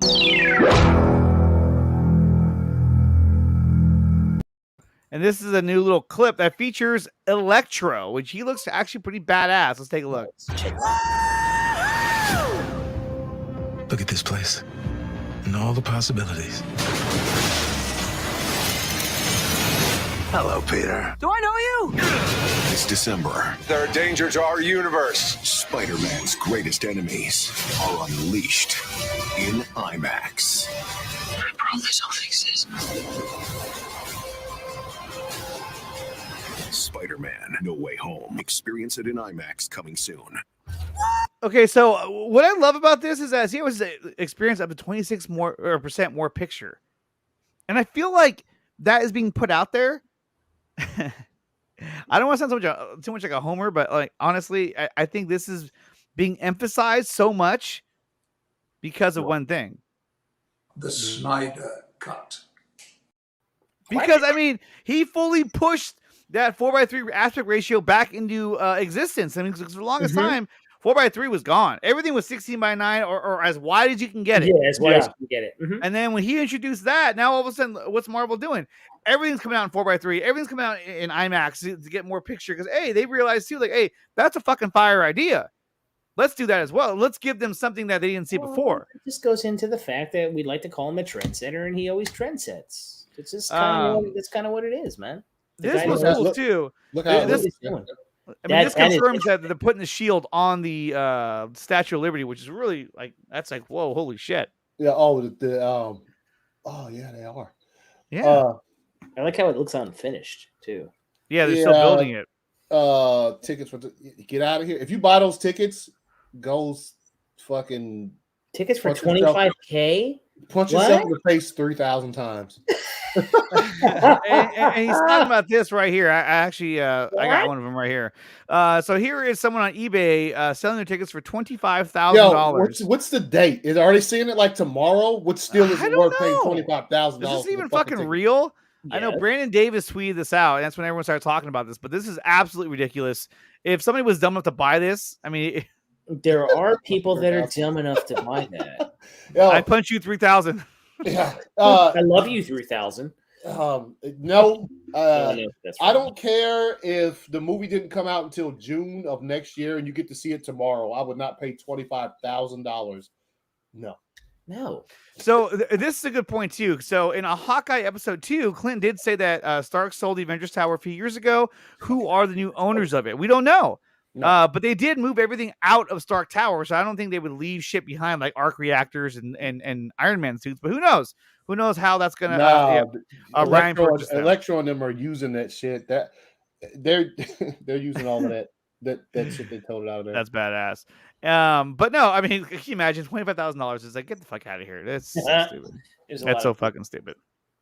But today I bought my ticket for Spider-Man No Way Home, so I'll be seeing it this Friday or this Thursday. I'm sorry, not this Thursday. Thursday the 16th at 7 p.m. I was going to see it at 3 o'clock, but I picked a later time so I can be on the show with you guys. But I think all you guys are going to see it, so that might have been a moot point. You never know what I'm going to see. You never know, but you're seeing it as well. We'll convene the next day. Yeah. We'll do a Friday edition of the Four Nerds. No, my show's on Friday. So. Oh yeah, that's right. Yeah, y'all can all come on there and we can discuss. You can all come on. Not spoil it, but discuss it. It'll be a morning show. No, so he says Nicotina. I think the new owner is the guy with the last name Richards. That could be Reed Richards, maybe. Oh no, don't give in to Marcus. Or Marcus, Oscorp. No. Oscorp could be the new owners. Marcus, no. Calm down with the fucking Reed Richards. It's okay. I got my ticket. You guys tickets for the Friday showing? Lucas Ironside said he already secured his tickets for the Friday showing. And then real quick, you guys, earlier I put a poll in the chat. Did you like Ghostbusters Afterlife? After 30 votes, 80% said yes, 20% said no. Go fuck yourself. Or go fuck yourself. Dude. The other day, or a few months ago, when I went down to Houston to hang out with ACS and Ryan, on the way back, I watched Argo on the plane because they had a bunch of movies there. Argo's fire, dude. Dude, I fucking love that movie, and I was like, you know what? I'm gonna watch this again. I'm gonna watch it right now, dude. It made the flight. Dude, it's such a good movie. Yeah, it's such a good fucking movie. When he was like, "Where are you from? What's your name? What's your last name? Shoot him. He's an American spy." You were just like, oh, fuck. You know what I mean? Like, you can't fuck around with these guys. Yeah. But no, the whole Argo. They're like, yeah, but what does Argo mean? Argo, fuck yourself. But no, it's Argo's a great movie. But yeah, so we'll see who owns Stark Tower come Spider-Man No Way Home. But deviating off of No Way Home, I did want to talk about the newest show. Jamie, you put it in there. It's Argo, fuck yourself. No, but was a show on Disney Plus, Hawkeye. And did you guys have a chance to watch the 2 episodes of Hawkeye? Haven't watched it yet. I have. What did you think of Hawkeye, Anthony? I said it. I've already talked. I thought the first episode opened absolute fire. It and not to just it's a show. It's so go watch it. Not to spoil anything, but it ties into the attack on New York from the first Avengers movie. That was the most fire scene. I was that was the absolute most. I was like, oh shit. After that, I remember at the end of the show, I was just like, this. It was just okay. I didn't. One of the biggest things that stood out to me that I didn't like was the fighting. The fighting was so slow and sucks. Oh, dude, it was so bad. The fighting is. I'm not gonna say it's bad. It's just slow, man. It's not what you'd expect, even from Hawkeye fighting or whatever. I'm interested to see where it ends up. There's only 6 episodes, so we only have 4 left. So, yeah, it's only 6 episodes. Holy shit! I didn't know that. That's why I'm just waiting for it. Like everybody's like, I gotta watch it each week. You like Lucas? Hey, yo, if you like it, man, hey, much up to you. Like, I'm not gonna say I don't hate it, but it's. I'm gonna watch it because I watch things. But as far as me being excited for the third episode, like, I you know what I mean? Like, I'm gonna watch it, but I'm like, there's not a thing that I can't. It's not like the Mandalorian where I'm like, yo, when is fucking, you know what I'm saying? Like next week, let's go. Let's go. It's not. It's for me. It's not that. It's fucking Hawkeye. The acting. Look, the acting in the show is it's pretty good. Yeah, and yeah, he's not the most popular character, obviously, but it's not Green Arrow. Like I said, if you like it, big ups to you, man. I'm waiting to see how this thing ends and how it's going to tie in. I see that they're Kingpin's supposed to be making his way up in there. Next couple episodes is what's being said. So, yeah, that'd be pretty badass, especially if it was Chris D'Onofrio or D'Onofrio. What? What's his name? Vincent D'Onofrio. Chris, what the fuck am I talking about? Vincent D'Onofrio. If it's him, that'd be badass. Which I'm pretty sure. Yeah, I think it's he went with somebody else. I'd be like, what? Like Michael Chiklis? Oh, God. I'm Kingpin. I'd be like, oh fuck. No, gotta go. Paul Giamatti. No. But overall, the first two episodes, I'd say they were kind of. He got better things to do, like clapping cheeks. Okay, relax. I know, damn. Anthony do be watching things. Yeah, bro, I'll be watching. Yeah, he do be watching. I was kind of I'd say I was underwhelmed as far as the last few Marvel Disney Plus shows have been good. Like What If and shit. You know what I mean? Like those. That's the standard they built for themselves, and I just don't. So far, I don't think Hawkeye is up to that standard. No, it's not at all. Yeah. And look, I get some people's arguments about, is this the Kate Bishop show, right? But you're introducing you're introducing a character who later takes on the name Hawkeye. It's like, come on, man. Read between the lines here. But I mean, what is it? Hawkeye show is very good. I really like it. Hey, I mean, look, it's not off the hook, but it was still a good show. I mean, I was still, engaged and I thought it was good. The opening scene was fire. I like how it took you back to. But see, here's my problem with that scene. I loved it. I thought it was really cool that you got to see the whole New York battle. Another angle of it. Yeah, right. But my problem with it is that, hold on, excuse me. I just sneezed. But my problem with it was that it felt like we needed to see these type of shows a while ago, because now we're going back to Avengers. You know what I mean? It's kind of like, hey, that was like 10 years ago. It felt like, you know what I mean? Like that happened quite a long time ago.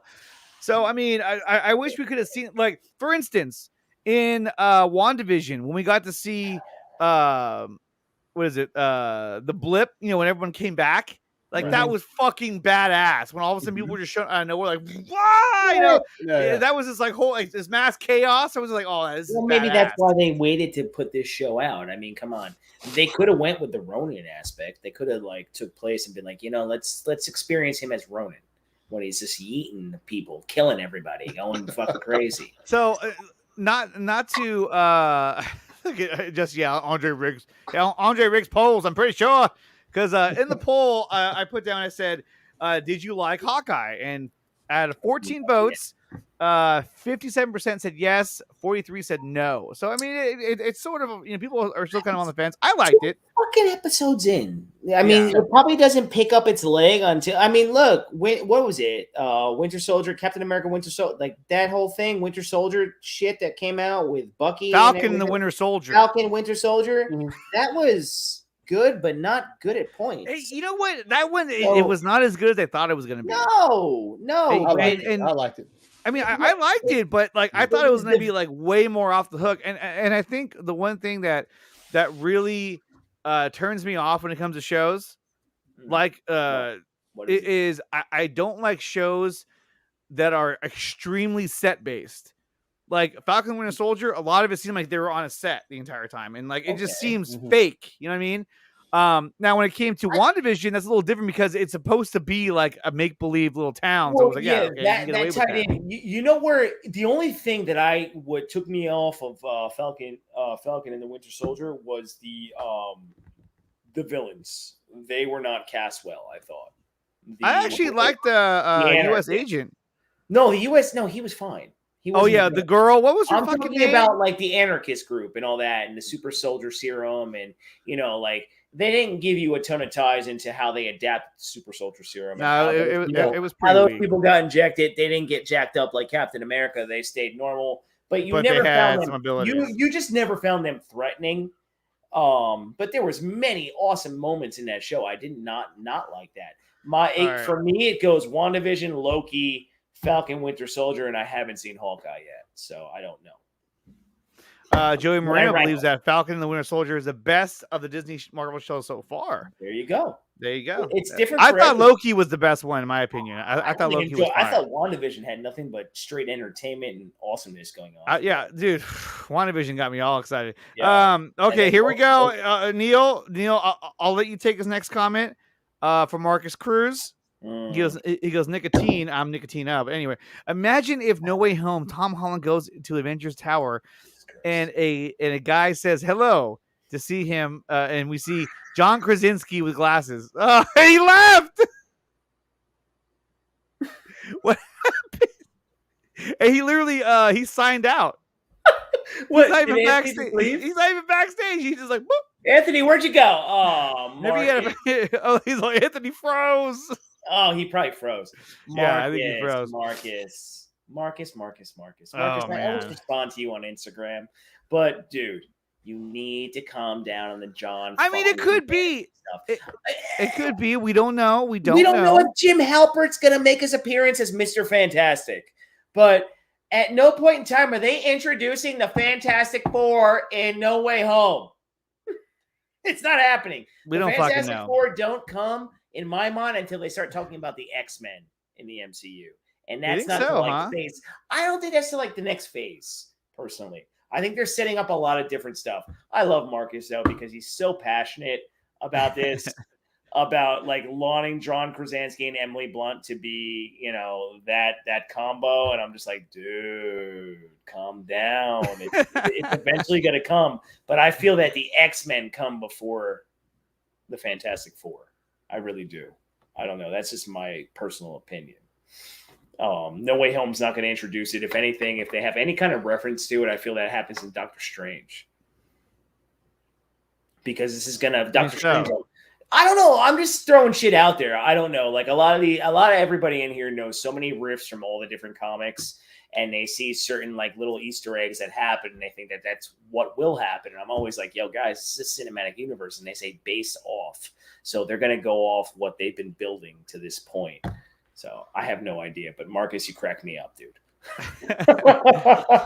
Love you, buddy, but you crack me up. So let's go on to another topic, and this is staying within the Disney realm. We're talking about Star Wars, and here we go. Disney is the shit.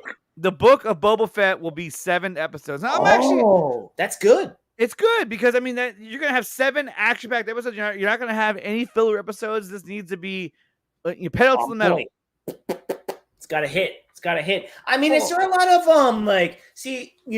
I guess you could say I'm a loosely based. I love Star Wars. I love Star Trek. I love all the sci-fi elements and all that kind of stuff. I don't go into the deep riffs that say Zebra Fett knows and all that kind of stuff. Does Boba Fett have a gigantic storyline? Yeah, I mean, that they can run back history. I'm just asking because I don't know. But I mean, at this point, what they're doing is they're creating a new canon for him in terms of this storyline has never been told before. So everything you're seeing in this is all brand new. Okay, that's what I'm wondering. Yeah, that's what I want to know. Oh, he's back. Hey, there he is. You're just straight pros, dude. Yeah, we're all of a sudden you were just gone. I'm like, he left. He went to the chopper. I had to restart my whole shit, man. No shit. It just froze. I was like, what's going on? And it was even the YouTube I had up on the other screen froze. I was like, yo, what? So everything froze? Yeah. What killed the dinosaurs? The Ice Age.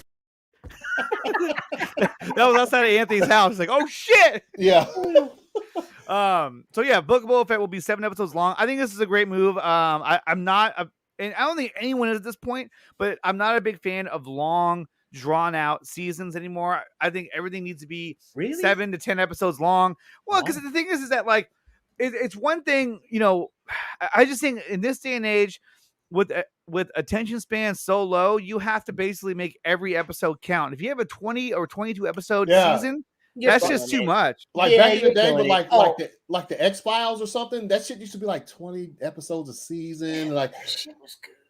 No, the X-Files was fire, dude. But I'm just saying, like those type, like The Walking Dead and stuff like that. Like I agree with Andre on this one. The shorter seasons is fire. Like Game of Thrones hit it perfect with the 10 episodes per season. I think them and also like Breaking Bad started that trend of just like, you know what I mean? Like 10 episodes a season or whatever. And that shit worked. Yeah, no, if you do long ass like hour episodes. Oh, by the way, Anthony and Andre, I'm on episode 5 of season 8. I'm very sad that it's getting closing. Oh wow, you're really motoring through this, bro. Yeah. I motored through it. And I'm gonna watch it again. So I mean, that fucking show is absolutely amazing. Love it. Fucking love it. Love the character arcs, the building, everything. Hero's journey, all that stuff. So good. Yo, Andre, did you see the new Boba Fett trailer? What it's like a 30-second teaser, I think. No. It's longer than that. It's like longer? It's like almost a minute. It's almost a minute. Go play it. I didn't watch it. I saw that there was something, but I didn't watch it. Let's go. The actress Ming-Na Wen. Is that it right there? Huh? I don't remember that. No. What the fuck was that? What was that? I don't know. Someone with a fucking. Oh, I'm going to a website. Oh shit! Everybody, hang on. I don't know. He's in like a Bacta tank. Yo, what? Is that a spoiler? Get out of here. No, go to YouTube and find it, man. Go to YouTube and find it. Get out of here. Somebody help. Yo, go to YouTube and find it. Oh, I went to my own video. What a fucking total loser. Hey! Wacky, wait. It's the multiverse. Here we go. Here it comes. The multiverse. It'll never end. Look, it'll never end. Oh, look at all that. So many of us. Let's keep going. Is that me in the future and the past at the same time? Wacky, wayful, inflatable arm tube man. Come and get your used cars today. That shit from Family Guy is so fucking funny. Yeah. Do it. Don't forget to share audio. That's nice. Did you share audio? I will in a second. There we go. Can you hear that? Yep.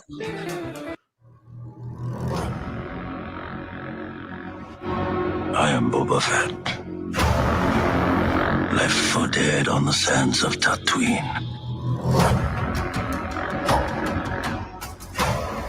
Jabba ruled with fear.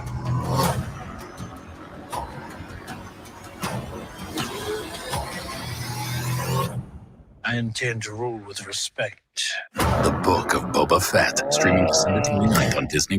Man, that's right around the corner, you guys. Yeah. Look at that shot right there. That shit looks fire, dude. Right there. Right there? Yeah. With the fucking. God damn. Look at this. What the fuck? Is another one? This is the full one. That was just a little tease. Oh yeah. Okay. See, I like how Disney will be like, "Oh yeah, go ahead and watch this. You're all good."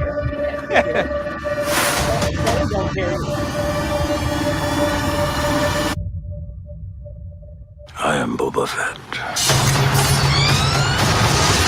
The Book of Boba Fett. Dude, I need to fucking see this now. Dude, this is so fucking bad, dude. I watched the Bad Batch and all that. You know, all the animated. What day is it on? What day is 29th? 29th. It's probably a Wednesday. It's after Christmas. I can tell you that. Yeah. Hold on. It's a Wednesday. It's a Wednesday. So, it is a Wednesday. That's perfect.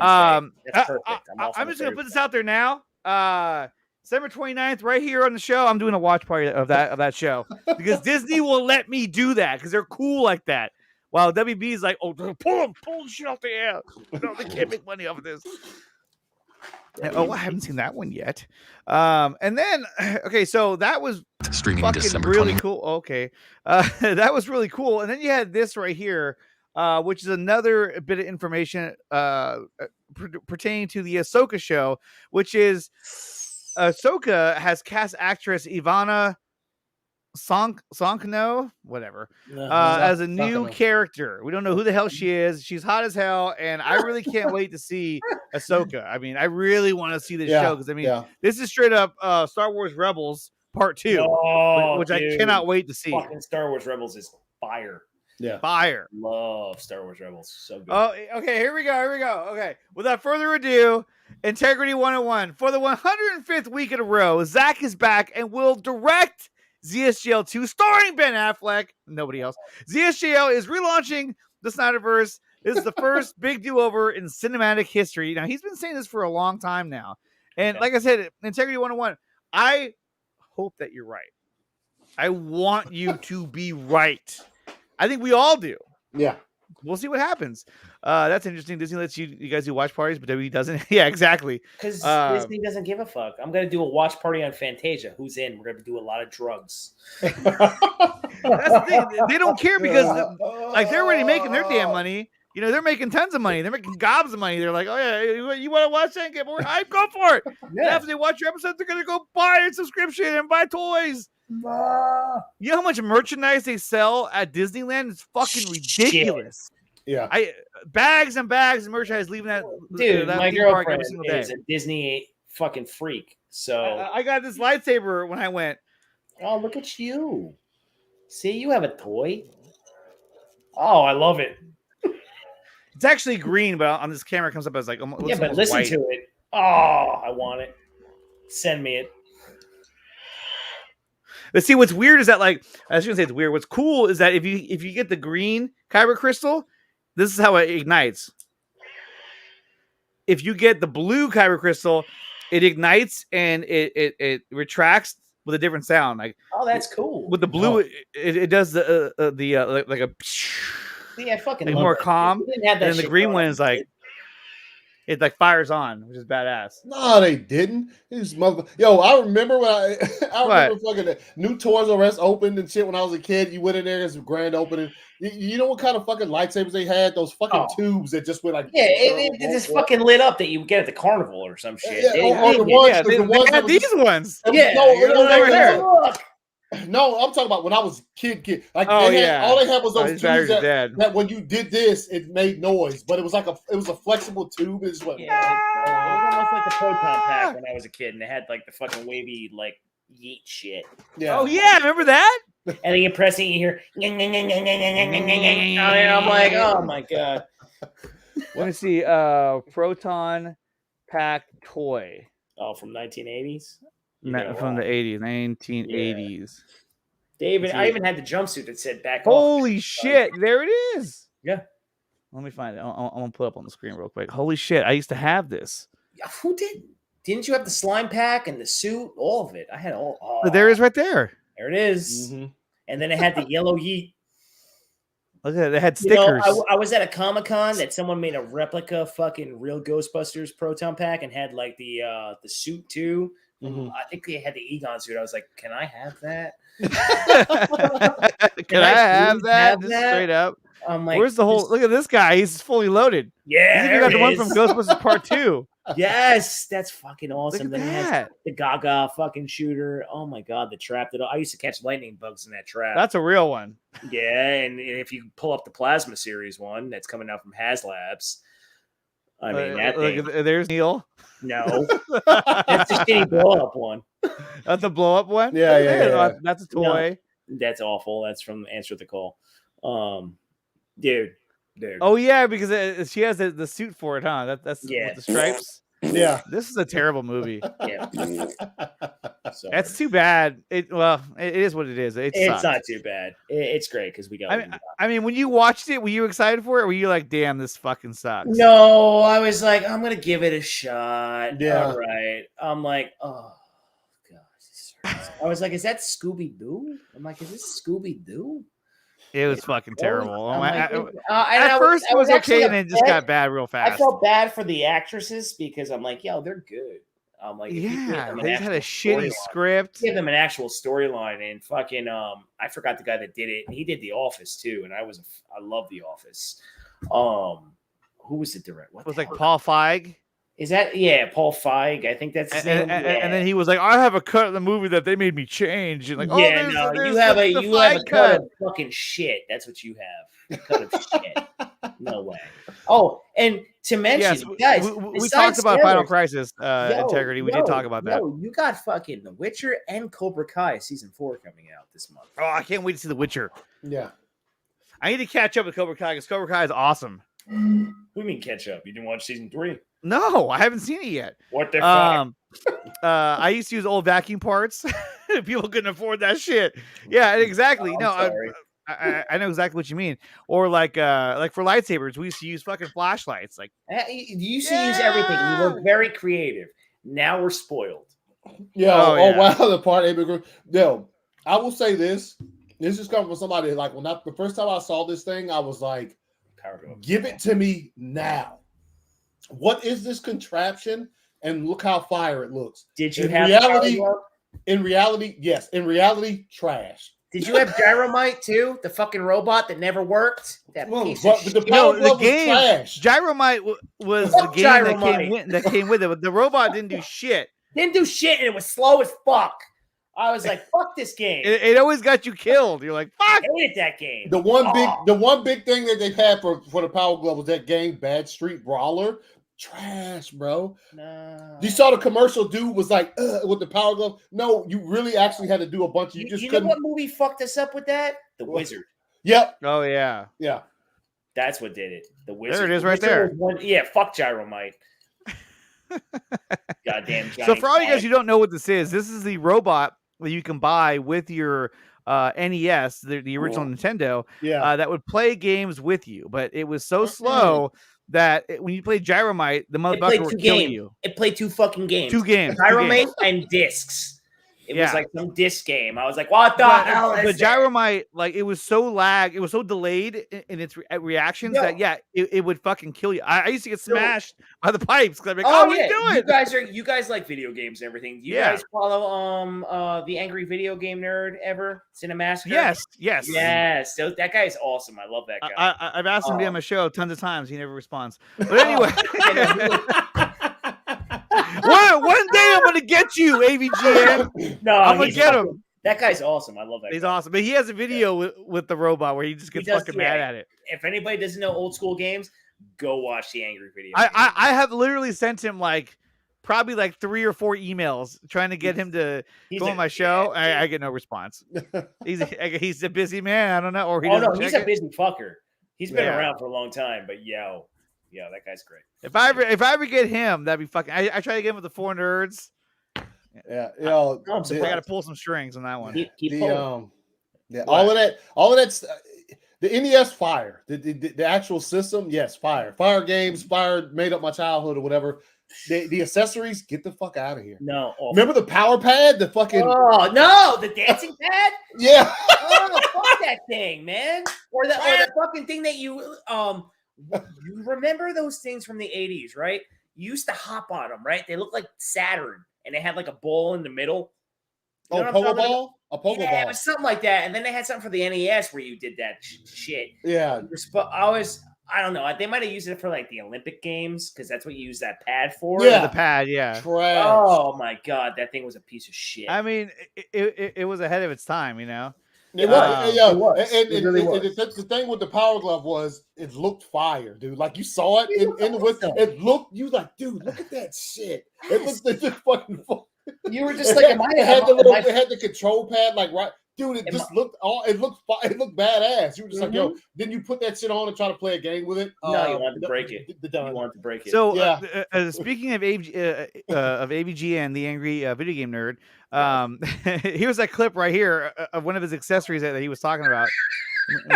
This is a good one too.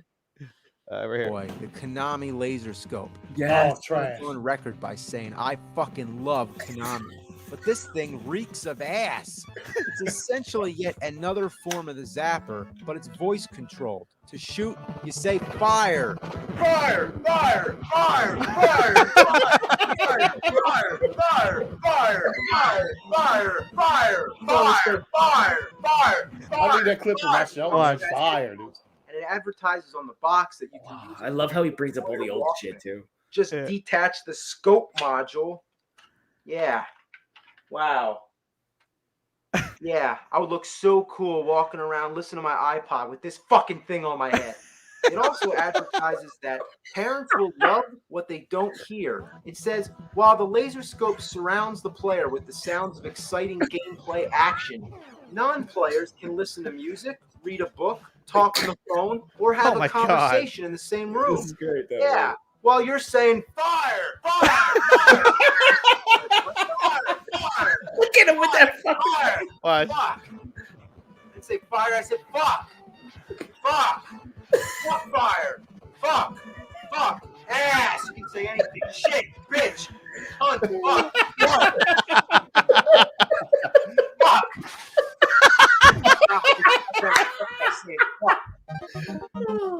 Next is the Rollin' Rock. Oh, God. Shit I've ever seen. You stand on it and supposedly you rock back and forth, which controls the D-pad. Fuck that. Andre, I love that you know this. Yeah, man. I've watched this video so many times. With every game for the NES, I've but I watched think all that this isn't guy's shit. compatible with any of them. Each game responds differently, but none of them work.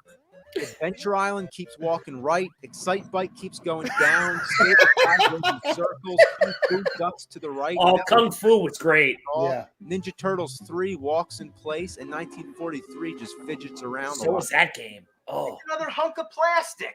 Who made this thing? oh, He Yeah, hates LGN. LGN. Might as well try an LJN game. oh! I love when he talks about LJN. Beetlejuice. Let's see if this works.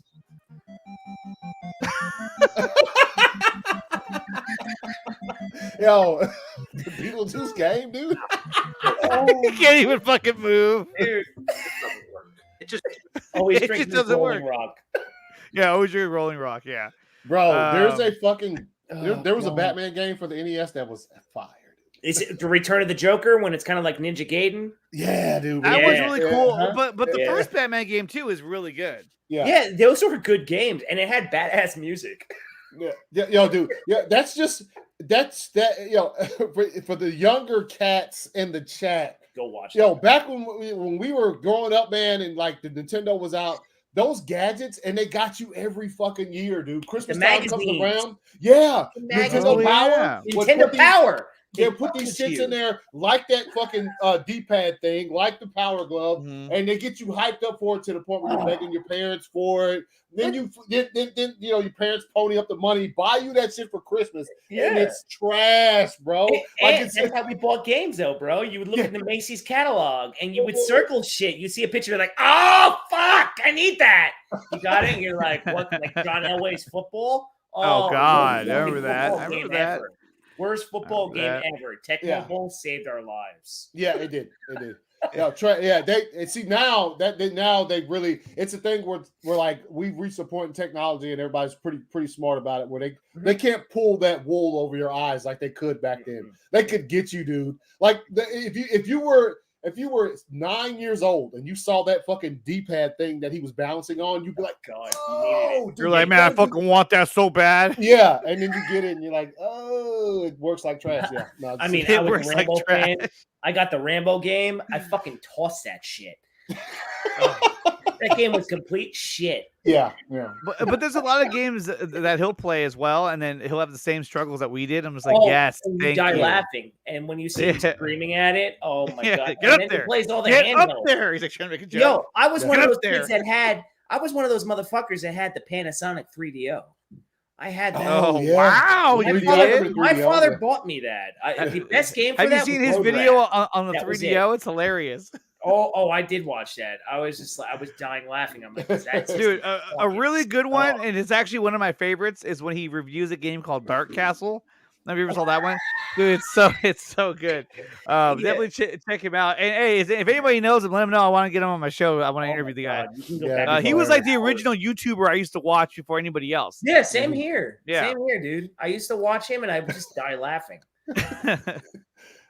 So, guys, just to kind of recap what we talked about today, we talked about Ghostbusters Afterlife. We all loved it. All three of us gave it a 10 out of 10. Good movie. Definitely go see it. I'm definitely going to buy it when it comes out on a physical copy. We talked a little bit about Spider-Man.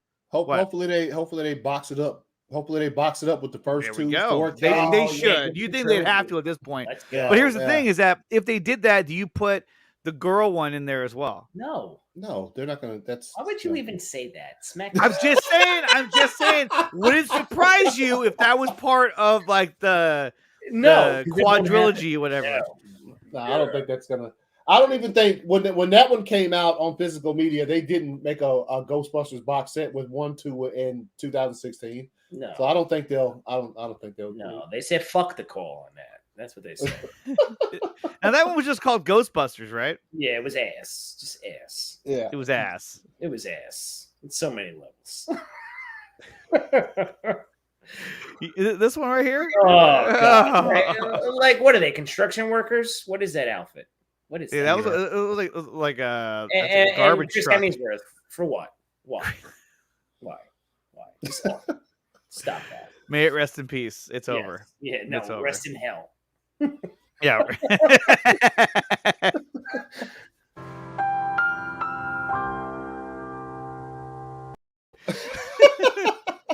Well, all right, guys. Well, that's going to do it for the show. Smash the like button, hit the subscribe with the bell notification button, and let's go around the horn. Neil, where can they find you and all of your content? Irregular Nation. You can find me, the Irregular Neil, on YouTube. You can find me on Instagram, where I'm always active, Irregular Neil. And remember, everybody, come take a ride on the irregular side, because why wouldn't you want to? There we go. And then, Anthony, where can they find you? Integrity. What happened? He said, "Am I out of YouTube jail? Did somebody?" Oh, somebody timed out Integrity 101, but it was sickness. He did it by accident. Oh, he did it by accident because he was trying to take his phone out of his pocket. He said he actually timed him out. He was like, "Oh shit, you son of a bitch! Sickness, you old sly dog, you." Sickness bounce. You can find me everywhere at 2279 ACS at _ that on Twitter. The ACS Universe on YouTube. That's where I am. And, Thursdays for nerds, Sundays, World's Finest, Fridays, my show, Tuesdays, it's the replay. I'm a busy dude. Busy motherfucker. busy dude. And on Mondays here. Yeah, Monday's here. Here we go. So guys, like Anthony said, we'll be back on. You'll see me, Anthony, Dawson, and Ryan. Probably not this Thursday because we're all gonna be watching Spider-Man, but it's not this Thursday. It's in 2 weeks. Thursday. 2 weeks. Everybody. It's December 16th. You son of a bitch. So you'll find us this Thursday on the Four Nerds right here, or over on the Four Nerds Network channel. And you'll see Anthony on Friday on his stream. Also, are you guys doing it every week now, World's Finest, or is it bi-weekly still? Bilingual. As long as you guys are free. Yeah, pretty much. Yeah. Pretty much, yeah. Probably, yeah. Let me get this damn picture out of off my screen. And then the last thing too, I actually forgot to bring this up. Was that Corey and Daniel RPK Black Canary will appear in HBO Max's Black oh my god. Batgirl. I almost said Black Girl. Oh my god. Oh, whoa. Cancel. It's over. It's over. What are you smoking? Andre shows up this Thursday like, where's everyone? It's Spider-Man time. They're like, someone show up at the movies on Thursday. Someone arrest him. Yeah. Shows up. It's literally 2 weeks from Thursday. Yeah. All right. Oh, shit. I don't have my Spider-Man clip anymore. Oh well. But yeah, so Black Canary supposedly is going to be in. That'd be fire. That'd be cool. Cool. Yeah, if it's Journey. Oh, it has to be at this point. I would hope. If it's Journey. If it's not Journey, then nigga can't see ya. Done. Dead. Guys, remember to smash that like button so that YouTube sees that that you guys like my content and helps pick up the algorithm. So definitely smash that like button. I do appreciate all the support. If you want to become a member, click on the member join button right down below. And consider obviously being subscribing to the channel. It's free to subscribe, so definitely do that and hit that bell button as well. And consider joining the Patreon to help support the channel as well.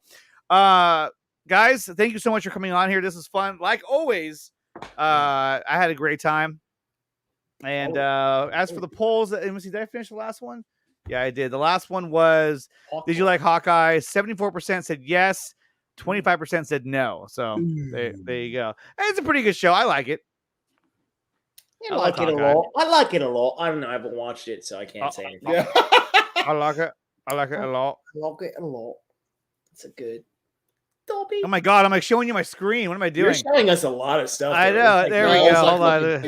I was looking over here. I'm like, why am I seeing the same damn screen? I'm like, oh, the multiverse. I'm seeing the multiverse of Nicotina. Reveal the dislike counts. I know, huh? Hawkeye, more like Hawk. Why was this made? Oh, Joey, they're gonna come after you. I know. Here they come. Here they come. Get ready. All right, cool. We'll see you guys next week right here on Nicotina Show. We'll catch you guys this Thursday on 4 Nerds. Check out Neil, who's going to stream possibly this Tuesday or Thursday or Wednesday or Friday. Coming out this week. I don't know about live stream. I'm not sure yet. So we'll see. Cool. Well, porn tabs. I didn't see the porn tabs. I had already closed those by then. But anyway, all right. We'll see you guys next time.